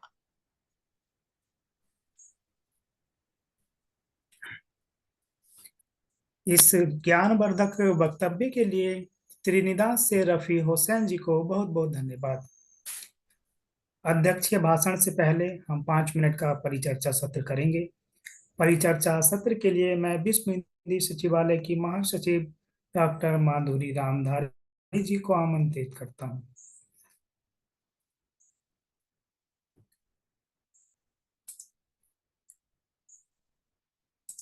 आप म्यूट पर है आदरणीय, आप म्यूट। मैडम आप म्यूट। हाँ, क्षमा करें। नेदरलैंड से अश्विनी के गांवकर जी हमारे साथ जुड़ी हुई है। उन्होंने सूरीनाम से जो भारतवंशी बाद में जाकर नेदरलैंड में रहने लगे, उनके जीवन एवं संस्कृति पर शोध कार्य किया है और नेदरलैंड में वे हिंदी भी पढ़ाने का प्रयास कर रही हैं। उनसे मैं निवेदन करती हूँ कि वे संक्षेप में अपनी प्रतिक्रिया प्रस्तुत करें। श्रीमती अश्विनी टेगांवकर जी। आदरणीय माधुरी जी को मेरा अभिवादन और बहुत बहुत धन्यवाद मुझे यह सुअवसर देने के लिए। सर्वप्रथम इस मंच पर आसीन सभी लोगों को मैं दंडवत प्रणाम करती हूँ। क्योंकि मेरे पास समय कम है, इसीलिए मैं बस बिल्कुल संक्षिप्त में अपनी बात रखूंगी।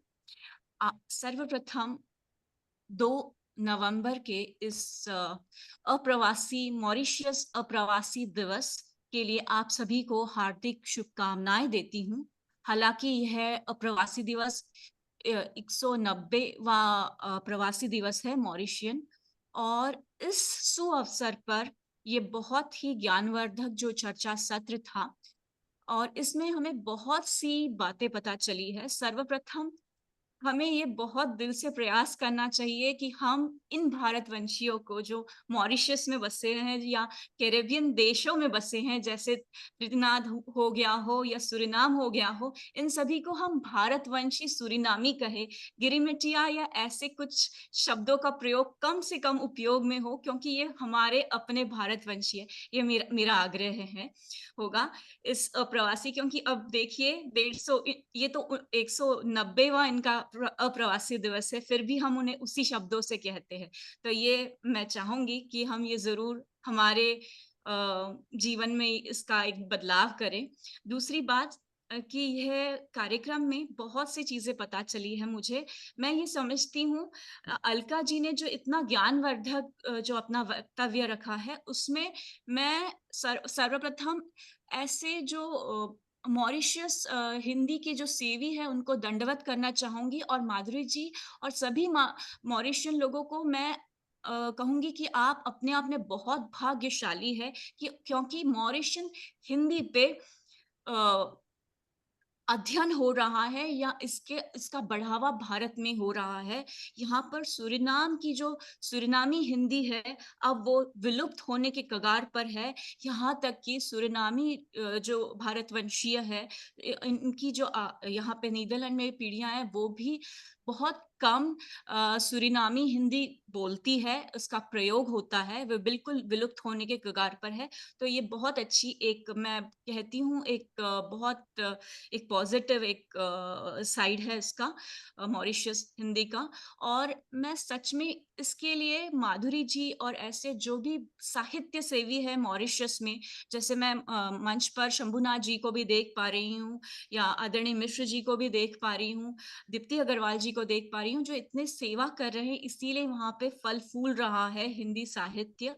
और इसमें बहुत से यानी बच्चे भी, अब मैंने देखा कृष्ण नारायण जी बहुत ही विशुद्ध हिंदी में उन्होंने अपनी कहानी रखी, और मुझे ये पता ही नहीं था ये उन्होंने स्वयं लिखी है। जब अलका जी ने बताया है कि उन्होंने ये लिखी है, तो ये सच में यहाँ पे हिंदी की जीत मैं देख रही हूँ मॉरिशस में। दूसरी बात ऐसी है कि हमारे मंच पर सर्वप्रथम वान्या आई और उन्होंने प्रवासी भारतीय बाल वृंद का एक प्रतिनिधित्व किया है। उन्होंने बहुत अच्छे श्लोक और एक कविता पढ़ी है जो बिल्कुल सराहनीय बात थी। उसी के बाद रचना जी हमारे मंच पर आई, और रचना जी जो कि हिंदी सेवी क्षेत्र से है, मेरी जैसे बिल्कुल, लेकिन हिंदी के लिए बड़े समर्पण भाव से कैरेबियन देश गयाना में कार्य कर रही है। और उन्होंने वहां पर कैरेबियन देश में जो वस्तु स्थिति है हिंदी की उससे अवगत कराया। हालांकि मेरे भी अध्ययन में यही बातें सामने आई थी जब मैं सूरीनामी भारतवंशियों के साथ बात कर रही थी, तो ये बिल्कुल वस्तु स्थिति उन्होंने बताई है। और उन्होंने कुछ सुझाव भी दिए, जैसे जो हमारे साहित्य सेवी अध्यापक गण हैं हिंदी के कैरेबियन देशों में, उनको आधुनिकीकरण उनसे उनको विधिवत किया जाए। ये बहुत ही मैं कहती हूँ बहुत ही योग्य सुझाव दिया है। और अभी अभी जो हुसैन साहब जी जो आए थे टोबैगो से, तो उनको भी बारंबार मैं धन्यवाद देना चाहूंगी कि उन्होंने जिन जिन बातों का वर्णन किया है, तो उनमें और टोबैगो में 1838 में हमारे भारतवंशी आए थे, वही सूरीनाम में 1853 में हमारे भारतवंशी सूरीनामी के का हमें प्रवेश मिलता है। और इनमें क्या क्या समानताएं थी, सभी कॉन्ट्रैक्ट में बंधे हुए थे, सभी ने चाय या उनके बागानों में काम किया था। और सबसे पहले उन्होंने बताया था कि वे कैसे, उन्हें बताया गया था कि आप 5 वर्ष के बाद फिर जा सकते हैं, लेकिन सभी मार्ग बंद हो गए थे। तो बहुत सारी इतिहास दोनों भी देशों में बहुत ही एक जैसा है। लेकिन इसमें एक बहुत अच्छी बात हमें अलका जी ने बहुत ही वस्तु स्थिति का उन्होंने वर्णन किया है। ऐसे मुझे बहुत जिज्ञासा बढ़ी है अलका जी के द्वारा कि मॉरिशस का इतना विधिवत अभ्यास बिल्कुल मॉड्यूल में धारण किए हिंदी का हो रहा है, मॉरिशन हिंदी का, तो ये बहुत बड़ी बात है। उन्होंने चाय के बागानों के साथ जो हो रहा भेदभाव मॉरिशस में देखा था, वैसे ही कॉफी बागबान के साथ हो रहा था भेदभाव, यह सूरीनाम में हमें देखने को मिलता है। ऐसे बहुत सी ज्ञानवर्धक बातें आज के इस कार्यक्रम में हमें पता चली है। इसीलिए हिंदी सचिवालय मॉरिशस का मैं बहुत दिल से अभिवादन करती हूँ, और आप जैसे सभी मेधावी जनों को, क्योंकि मेरे से बड़े ज्येष्ठ जन है जैसे अनूप दा है, इस मंच पर जो CBSE बोर्ड के जो डायरेक्टर है आदरणीय मिश्र जी को भी मैं नमन करती हूँ। सभी जितने भी इस मंच पर विद्यमान मेधावी गणों को मैं अभिवादन करती हूँ। और चूंकि समय की सीमा है, इसीलिए मैं मेरे शब्द बांध ले रही हूँ, या तो बहुत सी चीजें मुझे बात करनी थी, लेकिन मैं अपने वाणी को यही विराम देती हूँ। आप सभी को अभिवादन करती हूँ और आप सभी को दीपोत्सव की शुभकामनाएं देते हुए मैं नमस्कार करती हूँ। अश्विनी जी का हार्दिक आभार। आपने सभी वक्ताओं के वक्तव्य को बहुत ध्यान से सुना और अपने विचार व्यक्त किए। साथ में रिशा मोहम्मद जी ने बहुत ही मिठास के साथ एक कविता प्रस्तुत की थी, तो उसके बारे में भी हम सुनना चाह रहे हैं। मैं आमंत्रित करती हूँ डॉक्टर राजवीर आर्य जी को, जो भारत से हमारे साथ जुड़े हुए हैं। आप हिंदी को आर्य भाषा मानते हैं और हिंदी का कार्य देखकर आप बहुत ही प्रसन्नता के साथ अपनी प्रतिक्रिया विश्व हिंदी सचिवालय तक पहुंचाते रहते हैं। डॉक्टर राजवीर आर्य जी से निवेदन है कि वे अपने विचार दें।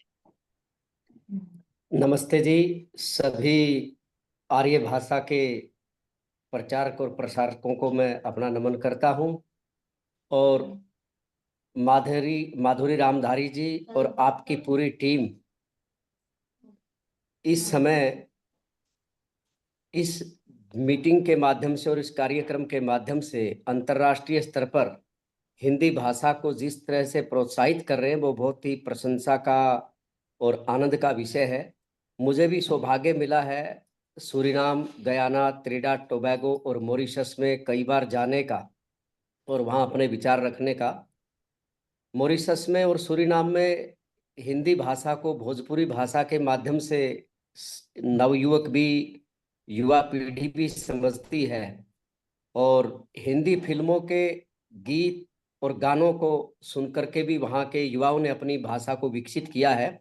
और वर्तमान में भारत सरकार और इनके मिशन के माध्यम से और आप सबके प्रयास से जो ये बहुत ही अच्छा परिणाम हमें देखने को मिल रहा है, उससे मैं प्रसन्न हूँ। और मेरे लायक कोई भी सेवा हो, मैं उसके लिए तैयार हूँ। और भारत में आपका स्वागत है। जो भी हिंदी भाषा के प्रचार से जुड़े हुए जितने भी विद्वान और विदुषी महोदय इस मंच पर उपस्थित हैं, वो कभी भारत अगर आए तो मेरे लायक कोई सेवा हो तो मुझे ज़रूर बताएं। दिल्ली में मैं उनकी सेवा के लिए, सहयोग के लिए सदा तैयार हूँ। मैं इतना कह करके अपनी वाणी को विराम देना चाहूँगा। धन्यवाद माधुरी जी, आपने मुझे अवसर दिया इस प्लेटफॉर्म पर अपने विचार रखने के लिए। आपका भी स्वागत है। धन्यवाद। डॉक्टर राजवीर जी को बहुत धन्यवाद। हमारे साथ जुड़ी हैं राजकुमारी जी, जो बहुत ध्यान से प्रतिक्रियाओं को भी सुन रही हैं। राजकुमारी जी से मैं निवेदन करती हूँ कि संक्षेप में वे अपनी धारणा हमारी सामने रखें, फिर उसके बाद हम अध्यक्षीय वक्तव्य की ओर बढ़ेंगे। जी, राजकुमारी जी। नमस्ते, मैं राजकुमारी हूँ। मैं हिंदी की छात्र हूँ और मैं थोड़ी थोड़ी हिंदी बोलती हूँ। जी, कृपया बताइएगा आप किस देश से हैं?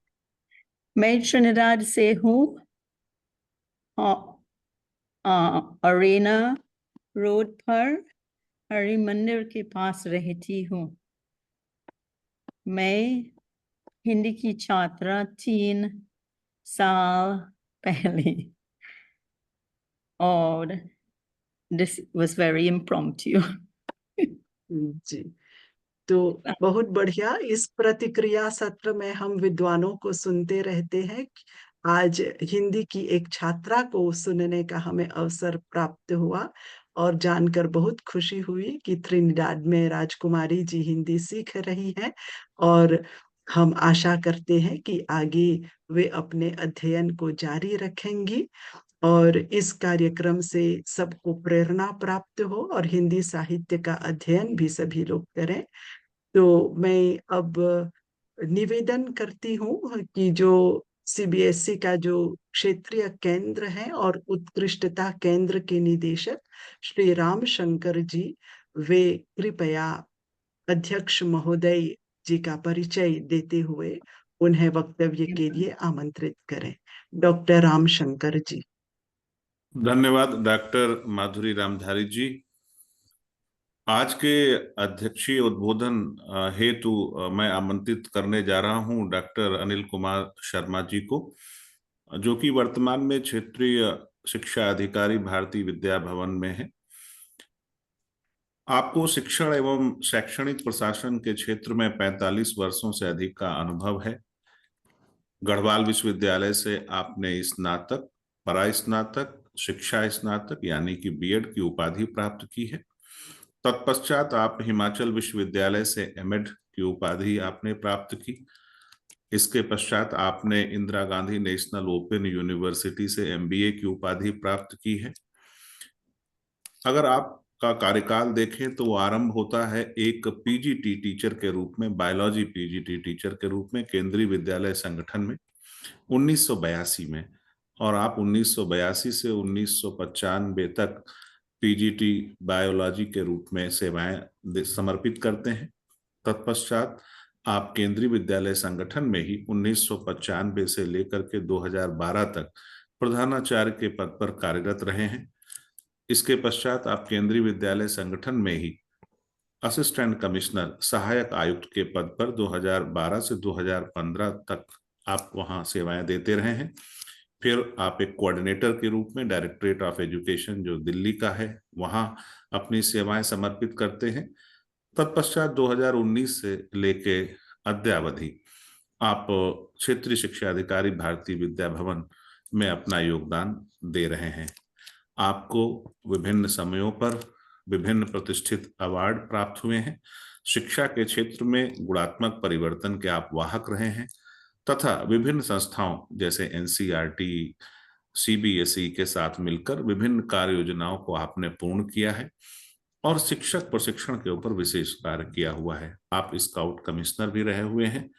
आपकी विशेषज्ञता के क्षेत्र हैं जैसे शैक्षणिक नेतृत्व, नवाचार, पाठचर्या का विकास, ज्ञान प्रबंधन और सतत शैक्षणिक विकास। शिक्षकों के जुड़े हुए विभिन्न विषयों के ऊपर आपने निरंतर कार्य किया है। शिक्षण विधियों इत्यादि के ऊपर आपकी विशेषज्ञता रही हुई है। इतना सुदीर्घ आपका अनुभव है, आपने विभिन्न स्तरों पे आपने जो अपना योगदान दिया है, तो ऐसे महा व्यक्तित्व को अध्यक्षीय उद्बोधन है तो मैं आमंत्रित करता हूं डॉक्टर अनिल शर्मा जी। धन्यवाद श्रीमान। परम आदरणीय डॉक्टर माधुरी रामधारी जी, महासचिव विश्व हिंदी सचिवालय मॉरिशस। गुयाना से रचना चंदेला जी, छात्रा वन्या चंदेला जी। ट्रेनिनाड से श्री रफी हुसैन, छात्रा रिशा मोहम्मद। मॉरिशस से डॉक्टर अलका धनपत जी, छात्र कृष्ण नारायण लचा जी। डॉक्टर रामशंकर जी, डॉक्टर शुभंकर मिश्रा जी, श्री प्रकाश वीर जी और आभासीय माध्यम से जुड़े सभी हिंदी प्रेमियों को मेरा सादर प्रणाम। सबसे पहले मैं विश्व हिंदी सचिवालय से जुड़े सभी हिंदी प्रेमियों को साधुवाद देता हूँ, धन्यवाद देता हूँ।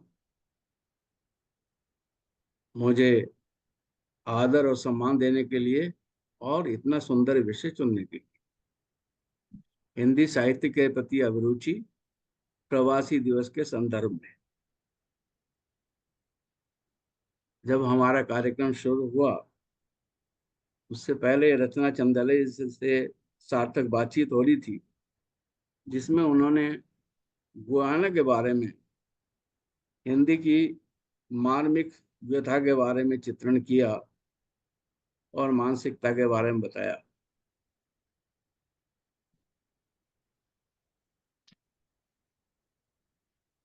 सुन के थोड़ा दुख हुआ, पर खुशी इस बात की है कि संकल्प है, काम चल रहा है, आगे और चलेगा।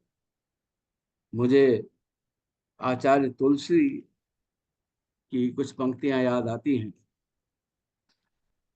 उन्होंने बहुत अच्छा एक गीत लिखा था, अनुव्रत गीत। नैतिकता के सुर सरिता में जन जन मन पावन हो, संयममय जीवन हो, छोटे छोटे संकल्पों से मानस परिवर्तन हो, संयममय जीवन हो। ये छोटे छोटे संकल्प हमारे मानस को परिवर्तित कर देते हैं।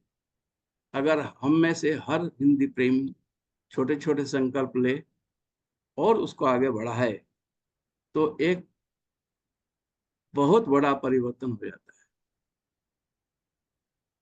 किसी महान व्यक्ति ने कहा है कि छोटी छोटी चीजें ही इंसान को महान बनाती हैं, लेकिन महानता छोटी चीज नहीं होती। वन्या चंदेला को सुना, बहुत सुंदर। आज अन्नकूट है, हम लोग गोवर्धन पूजा मना रहे हैं, भगवान कृष्ण को याद कर रहे हैं। और उसने जो श्लोक सुनाया, पत्रम पुष्पम फलम तोयम यो में भक्त्या प्रियच्छति तदहम भक्त्युपहत मश्नामी प्रियात्मनः। बहुत सुंदर श्लोक था, भगवान कृष्ण को याद किया। और दूसरा उसने जो कविता सुनाई, आओ भाषा ध्वज फहराएं, बहुत सुंदर। वन्या के भविष्य के लिए शुभकामनाएं। बहुत ही अच्छी लड़की है, उसको बहुत भाग्यशाली है, उसको उसकी पहली रचना में ही इतना बड़ा मंच मिला। इसके लिए आयोजकों को बहुत बहुत धन्यवाद। कृष्णा नारायण लचा जी की कहानी, जो उन्होंने भानुमती नागदा की कहानी सुनाई, दोस्त की कहानी, बड़ी प्रासंगिक कहानी है। वैसे ये भी दुखद सत्य है, ऐसा होता है। प्रेम से वंचित नारी क्या करती है, किस ओर जाती है, ये कहानी आपने सुनी। बहुत सुंदर कहानी और दिल को छू देने वाली कहानी। रचना चंदेला जी ने गिरमिटिया हिंदी के बारे में बताया और बहुत ही सरल शब्दों में उन्होंने इस हिंदी के बारे में बताया कि मिश्रण है इंग्लिश का, यूपी से आई लोगों का, भोजपुरी की भाषा का, और बताया कि 5% से भी कम लोग बोलते हैं इसको, और सुझाव दिए कि प्रशिक्षण किया जाए, अत्यधिक साधन उपलब्ध कराया जाए, फंड उपलब्ध किया जाए, और उन्होंने रामविलास जी की एक लिखित रचना भी प्रस्तुत की है। डॉक्टर अलका दनपत ने मॉरिशस से जो प्रयास किए जा रहे हैं उनके बारे में बताया, बहुत सुंदर लगा। खासतौर से लर्निंग सेंटर क्रेडिट सिस्टम बहुत पसंद आया मुझे। उन्होंने मॉरिशस के रचनाकारों के बारे में बताया, पुरस्कारों के बारे में बताया, सोमदत्त जी से लेकर अभिमन्यु तक बताया, और महात्मा गांधी संस्थान से प्रकाशित पुस्तकों के बारे में बताया, बहुत स्मृति के बारे में बताया। इतना सुंदर उनका ये व्यक्तित्व था, इतना सुंदर उन्होंने प्रस्तुतिकरण किया कि इस छोटे समय में उसके बारे में बहुत कुछ आना नामुमकिन है। बहुत सुंदर। ट्रिनिडाड से रिशान मोहम्मद जी ने बताया हिंदी मेरे लिए क्या है, और मुझे जो समझ आया, जिसने दिल को छुआ कि हिंदी मेरा बचपन, माँ की यादें, लिखना पढ़ना बोलना, संस्कृति और हिंदी पहचान, बड़ा बहुत सुंदर। राजीव हुसैन जी जो त्रिनिदाद से हैं, उन्होंने भी बताया कि त्रिनिदाद में किस तरह से हमारे प्रोग्राम चले, किस तरह से मजदूर आए और किस तरह से अनुबंध पे आए, और किस तरह से वो परंपरा अभी तक चला रहे हैं। दिवाली होली सब मना रहे हैं। बॉलीवुड के गाने भी उन्होंने बताए, और चटनी संगीत के बारे में बताया। उसमें बॉलीवुड है, इंग्लिश म्यूजिक है, और बहुत सारी चीजें।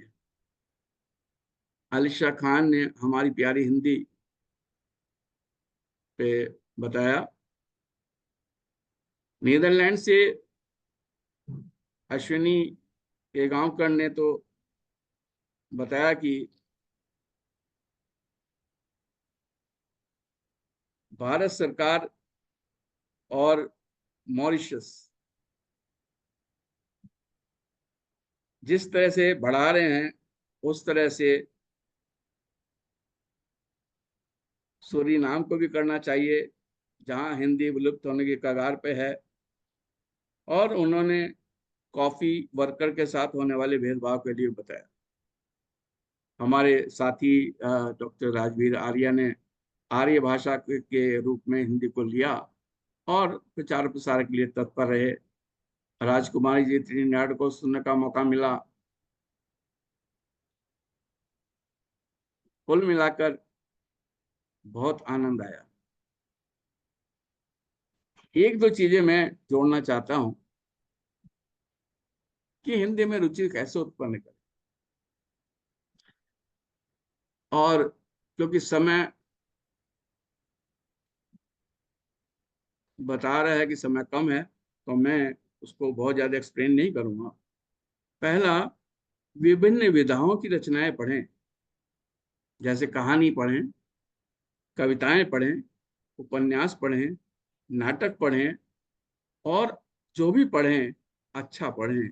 लोकप्रिय लेखकों का पढ़ें, प्रेमचंद, महादेवी वर्मा, हरिवंश राय बच्चन, रामधारी सिंह दिनकर, ऐसे लोगों को पढ़ें और आनंद लें। और हिंदी साहित्य पर आधारित फिल्में देखें, धारावाहिक देखें, जैसे गोदान प्रेमचंद की कहानी पर बना है, तीसरी कसम फणीश्वर नाथ रेणु की कहानी मारे गए गुलफाम पे बनी है, सूरज का सातवां घोड़ा धर्मवीर भारती के उपन्यास पर आधारित है, श्याम बेलगन द्वारा निर्देशित है, चंद्रकांता एक सीरीज है देवकीनंदन खत्री की, रहस्य और रोमांच से भरपूर। इसके अलावा रामायण और महाभारत, इसका जिक्र अभी हाल में किया कुछ वक्ताओं ने, जैसे टीवी सीरियल भी आप देख सकते हैं। अभी हाल में एक वेब सीरीज आई है रॉकेट बॉयज, नाम तो इंग्लिश है, पर फिल्म डॉक्टर होमी जहांगीर भाभा और डॉक्टर साराभाई पर आधारित है। उसको देख सकते हैं। मिशन मंगल जैसी फिल्म देख सकते हैं, नाम इंग्लिश है और पूरी फिल्म हिंदी है।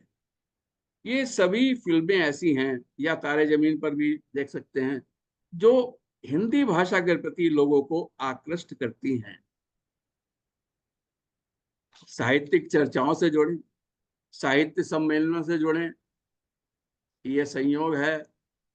हम सौभाग्यशाली हैं कि कम से कम हम इस आभासी माध्यम से इतने सारे लोगों से जुड़े हुए हैं। इसके लिए धन्यवाद। ये कार्यक्रम भी हिंदी में, हिंदी के प्रचार और प्रसार में एक अग्रणी भूमिका निभा रहा है। कुछ और कहानियां जो मुझे याद आ रही हैं, टैगोर की काबुलीवाला, जयशंकर प्रसाद की छाया, महादेवी वर्मा का मेरा परिवार, अतीत के चलचित्र, प्रेमचंद के पंच परमेश्वर वगैरह वगैरह। तो ये सब चीजें ऐसी हैं जो हमारे जो लोग हैं, हमारे जो हिंदी प्रेमी हैं, उनको पसंद आएगी। अब थोड़ा कुछ प्रवासियों के बारे में। जब प्रवासी की बात आती है तो सामने आती है दो संस्कृतियां, उनका जुड़ाव, उनकी टकराहट, और भारतीयता और पाश्चात्य संस्कृति के बीच झूलती लोगों की मानसिकता। हर प्रवासी चाहता है कि या तो देश लौट आए, या कम से कम देश को एक बार देख ले, अपने पैतृक स्थान को देख तो ले। प्रवासी जीवन के विशिष्ट अनुभव जो केवल वही बता सकते हैं। तो ये सब चीजें जो हैं, बहुत से प्रवासी लेखकों ने अपनी गहनता से अध्ययन कर बहुत कुछ लिखा है, और मेरा सौभाग्य है कि बहुत से लोगों ने जो बताया है, चाहे वो ठाकुर दत्त पांडे के बारे में बताया हो, चाहे भानुमति जी के बारे में बताया हो, चाहे अभिमन्यु जी के बारे में बताया हो, ऐसे लेखक हैं जो प्रवासियों को एक सही दिशा दे रहे हैं। इस अवसर पर सभी को प्रवासी दिवस की बहुत बहुत शुभकामनाएं। और एक बार मैंने कल कहीं लाइन पढ़ी है, तो वो लाइन मैं आपको सुनाना चाहता हूं कि हिंदी का मोल अनमोल है, हृदय से निकले बोल हैं, जन जन की ये वाणी बने, संस्कृति की अमिट निशानी बने। हिंदी है अपनी हम सब की शान, हिंदी के बिना अधूरी हमारी पहचान। आइए हम सब करें प्रणाम, हिंदी में ही बसती है हमारी जान। आप सभी को बहुत बहुत धन्यवाद, और एक बार फिर सभी हिंदी प्रेमियों को साधुवाद और धन्यवाद। नमस्कार। धन्यवाद डॉक्टर अनिल शर्मा जी। आपने तो गागर में सागर भर दिया। आपने पूरे कार्यक्रम को जिस तरीके से अनमोल मोतियों की माला के रूप में पिरो करके संक्षेप में हमारे सामने रखा, और कहीं ना कहीं ये बताता भी है कि हमारा हिंदी को लेकर के किया जा रहा जो प्रयास है, प्रयासों का जो स्तर है, उसमें कहाँ और किस तरह के और ज्यादा प्रयासों की आवश्यकता है।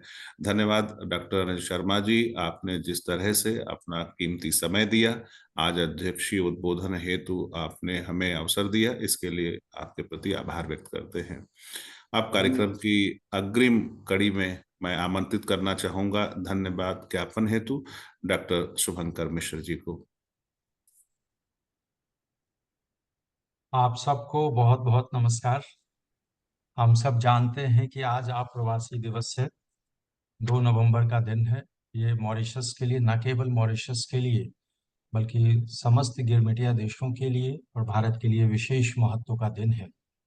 मुझे निदा फाजली का वो शेर याद आता है जिसकी अंतिम पंक्ति है कि सदियों का इतिहास समंदर, जितना तेरा उतना मेरा। मुझे लगता है कि आज ये जो साझा इतिहास हम सब जानते हैं कि शर्तबंदी से लेकर के फिर गौरवशाली परंपरा का एक निर्माण, समृद्धि के गौरवशाली परंपरा का निर्माण, और फिर आज वैश्विक प्रतिष्ठा के आधार पर मॉरिशस और भारत दोनों ने जितनी तरक्की की है वो हम सब के लिए गर्व का विषय है। आज का ये कार्यक्रम हम सब जानते हैं कि आप्रवासी दिवस के अवसर पर हिंदी साहित्य के प्रचार प्रसार को समर्पित है, और उसमें आप सभी विद्वज्जनों का सहयोग मिला। आप सब ने सरोकार के दृष्टि के साथ यहाँ पर एक बड़े मंच पर इस तरह से सभी मुद्दों को बड़े ही तत्परता के साथ प्रेरक ढंग से अपने उद्बोधन के माध्यम से व्यक्त किया। विश्व हिंदी सचिवालय की ओर से आपका आभारी हूँ। मैं आभारी हूँ सर्वप्रथम डॉक्टर अनिल कुमार शर्मा जी का, क्षेत्रीय शिक्षा अधिकारी भारतीय विद्या भवन नई दिल्ली का। आपने जिस तरह से हमारे प्रतिभागियों को प्रेरित किया, संबोधित किया, और आपने जिस प्रकार राम कुमार जी ने भी कहा कि गागर में सागर भरने वाली बात है, निश्चित रूप से आपके उद्बोधन से हम सब लाभान्वित हुए हैं, और आपका सहयोग और सरोकार इसी प्रकार विश्व हिंदी सचिवालय को मिलता रहे। बहुत बहुत आभार, बहुत बहुत धन्यवाद आपको एक बार पुनः। मैं आभारी हूँ आज की प्रतिभागी वान्या चंदेला जी का। वान्या गयाना से जुड़ी हैं। मंगलाचरण के रूप में संस्कृत श्लोक, जैसा कि अनिल शर्मा जी ने भी कहा, कि बड़ा प्रभावी था, बड़ा पवित्र, और एक वातावरण को बिल्कुल पवित्र करता चला गया था। बहुत बहुत आभार आपका। परम पुनीत है हिंदी भाषा। आपकी कविता बड़ी रोचक है, उत्प्रेरक है, और हम सबको एक बार फिर से हिंदी भाषा को अपनाने के लिए, उसे पढ़ने, लिखने, बोलने और सुनने के लिए उत्प्रेरित करती है। बहुत बहुत आभार वान्या आपका। मैं आभारी हूँ रिशाह मोहम्मद जी का, त्रिनिदाद से जुड़े हैं। आपकी कविता कि हिंदी मेरे लिए क्या है, हिंदी मेरे लिए एक संस्कृति है, हिंदी ने मेरे लिए एक दुनिया बनाई है। सही कहा आपने, हिंदी हमारे लिए एक संपूर्ण चीज है, और हम सब कहते हैं कि भाषा गई तो संस्कृति गई। चूंकि हमारी ये मातृभाषा है, और जो मातृभाषा के रूप में नहीं भी है, फिर भी जो आपने द्वितीय और तृतीय भाषा के रूप में बेशक सीखी हो, पर फिर भी आपके पूर्वजों की भाषा है, आपके संस्कार की भाषा है। इसलिए यकीनन हिंदी हमारे लिए पूरी दुनिया, एक पूरे आभा मंडल का निर्माण करती है। तो बहुत बहुत आभार आपके उत्प्रेरक संदेश के लिए। बहुत बहुत धन्यवाद आपका। मैं आभारी हूँ मॉरिशस से जुड़े श्री कृष्ण नारायण लाचा जी का। मॉरिशस, आपको बहुत बहुत धन्यवाद, आभार और शुभकामना आज अप्रवासी दिवस के अवसर पर। आपने लेखिका भानुमति नागदान जी की कृतियों की समीक्षात्मक प्रस्तुति की, बेहद रोचक थी, अकादमिक दृष्टि से बेहद महत्वपूर्ण थी। बहुत बहुत आभार आपका हमारे सरोकार से जुड़ने के लिए। मैं आभारी हूँ इस अवसर पर जुड़े रचना चंदेला जी का। आप गयाना से जुड़ी हैं। आपने शर्तबंदी प्रथा और गयाना और हिंदी की एक नई अभिव्यक्ति के बारे में बात की। गयाना हिंदी के विभिन्न शैलियों के बारे में आपने हमसे अपने विचार साझा किए। बहुत बहुत आभार। निश्चित रूप से इस तरह से हिंदी का एक परिदृश्य विकसित होता है। हिंदी में कई और फलक इसी तरह से जुड़ते रहेंगे, और हिंदी का एक फलक और आसमान क्षितिज इसी तरह से विस्तार की ओर बढ़ता रहेगा। बहुत बहुत आभार। आप सबके प्रयासों से ही हिंदी इस तरह से समृद्ध हो रही है, पल्लवित हो रही है और पुष्पित हो रही है। तो बहुत बहुत आभार आपका। मैं त्रिनिदाद से जुड़े रफ़ी हुसैन साहब का भी आभारी हूँ। आपने मॉरिशस के अप्रवासी दिवस के अवसर पर और त्रिनिदाद के बारे में जो अपना संस्मरण सुनाया, और आपने उनकी पूरी इतिहास की बात की, निश्चित रूप से ये हम सब के लिए बड़े गर्व की बात है। न केवल भारतीयों के लिए और गिरमिटिया देशों के साथ में जो हम सब जुड़े हुए हैं, उन सब के लिए गर्व की बात है कि कैसे संघर्ष की बुनियाद पर देशों ने तरक्की की, और उनमें सब ने हमने किस तरह से आपस में मिलकर एक साझेदार की संस्कृति का निर्माण किया। तो बहुत बहुत आभार, बहुत बहुत धन्यवाद आपका। मैं इस अवसर पर डॉक्टर अलका धनपत जी मॉरिशस से जुड़ी हैं, उनका भी आभारी हूँ। आपने हिंदी पाठ्यक्रम योजना MGI में महात्मा गांधी इंस्टीट्यूट में के बारे में हम सब से अपने विचार साझा किए। मॉरिशस के साहित्य में झलकते समाज के बारे में आपने हमसे अपने उद्गार व्यक्त किए। बहुत बहुत आभार। आपके विचार निश्चित रूप से अकादमिक दृष्टि से गंभीर, गुणवत्तापूर्ण और प्रस्तुति की दृष्टि से बेहद महत्वपूर्ण है हम लोगों के लिए, और मेरे सामने में मुझे बिल्कुल स्पष्ट होता चला गया कि किस तरह से आप क्रमिक दृष्टि से, नवाचारी दृष्टि से मॉरिशस हिंदी साहित्य शिक्षण और नवाचार की दृष्टि से काम कर रहा है। तो बहुत बहुत आभार। और महात्मा गांधी संस्थान को बहुत बहुत बधाई इस तरह के नवाचारी पाठ्यक्रम को अपनाने के लिए। बहुत बहुत आभार, बहुत बहुत धन्यवाद। मैं डॉक्टर रामशंकर जी का आभारी हूँ। आप सीबीएसई के निदेशक हैं। बहुत बहुत आभार, बहुत बहुत धन्यवाद। आपने जिस गरिमापूर्ण ढंग से हमारे अध्यक्ष महोदय को इस मंच से जोड़ा, उसके लिए बहुत बहुत आभार, बहुत बहुत धन्यवाद। और आप सबके सरोकार और सहयोग से ही ये कार्यक्रम इस तरह से सफलता की ओर बढ़ रहा है। मैं परिचर्चा में जुड़े और कई विशेष गणमान्य व्यक्तियों को देख रहा हूँ। उसमें डॉक्टर वेंकटेश्वर राव जी भारत से जुड़े हैं। राजकुमारी जी त्रिनिदाद से जुड़ी हैं, जो परिचर्चा में शामिल थी। अश्विनी केगांवकर जी नीदरलैंड से जुड़ी हैं। आपने बड़े ही संतुलित तरीके से सभी के बारे में जो चर्चा की, समीक्षात्मक चर्चा की, उसके लिए हम आपके आभारी हैं। मैं और राजवीर जी भारत से जुड़े हैं, राजवीर शास्त्री जी का भी आभारी हूँ। बट इसके अलावा मैं अंत में अपनी बात ये कहना चाहूँगा कि मैं अंत में नहीं कह रहा हूँ, बल्कि ये कि हम सब के पीछे इस कार्यक्रम के सफल आयोजन के लिए मैं माधुरी रामधारी जी, आदरणीय महासचिव विश्व हिंदी सचिवालय का आभारी हूँ।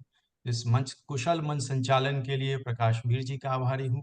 और वो तमाम लोग विश्व हिंदी सचिवालय के अधिकारी और कर्मचारी जो आज परिवेश में और पृष्ठभूमि में काम कर रहे हैं, और जिसकी वजह से विश्व हिंदी सचिवालय के इस तरह के कार्यक्रम आपके समक्ष आ रहे हैं, उन तमाम लोगों का मैं आभारी हूँ।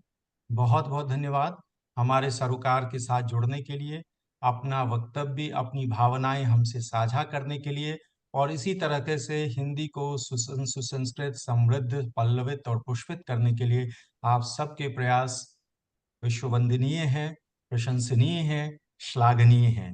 बहुत बहुत आभार। जय हिंद, जय मॉरिशस।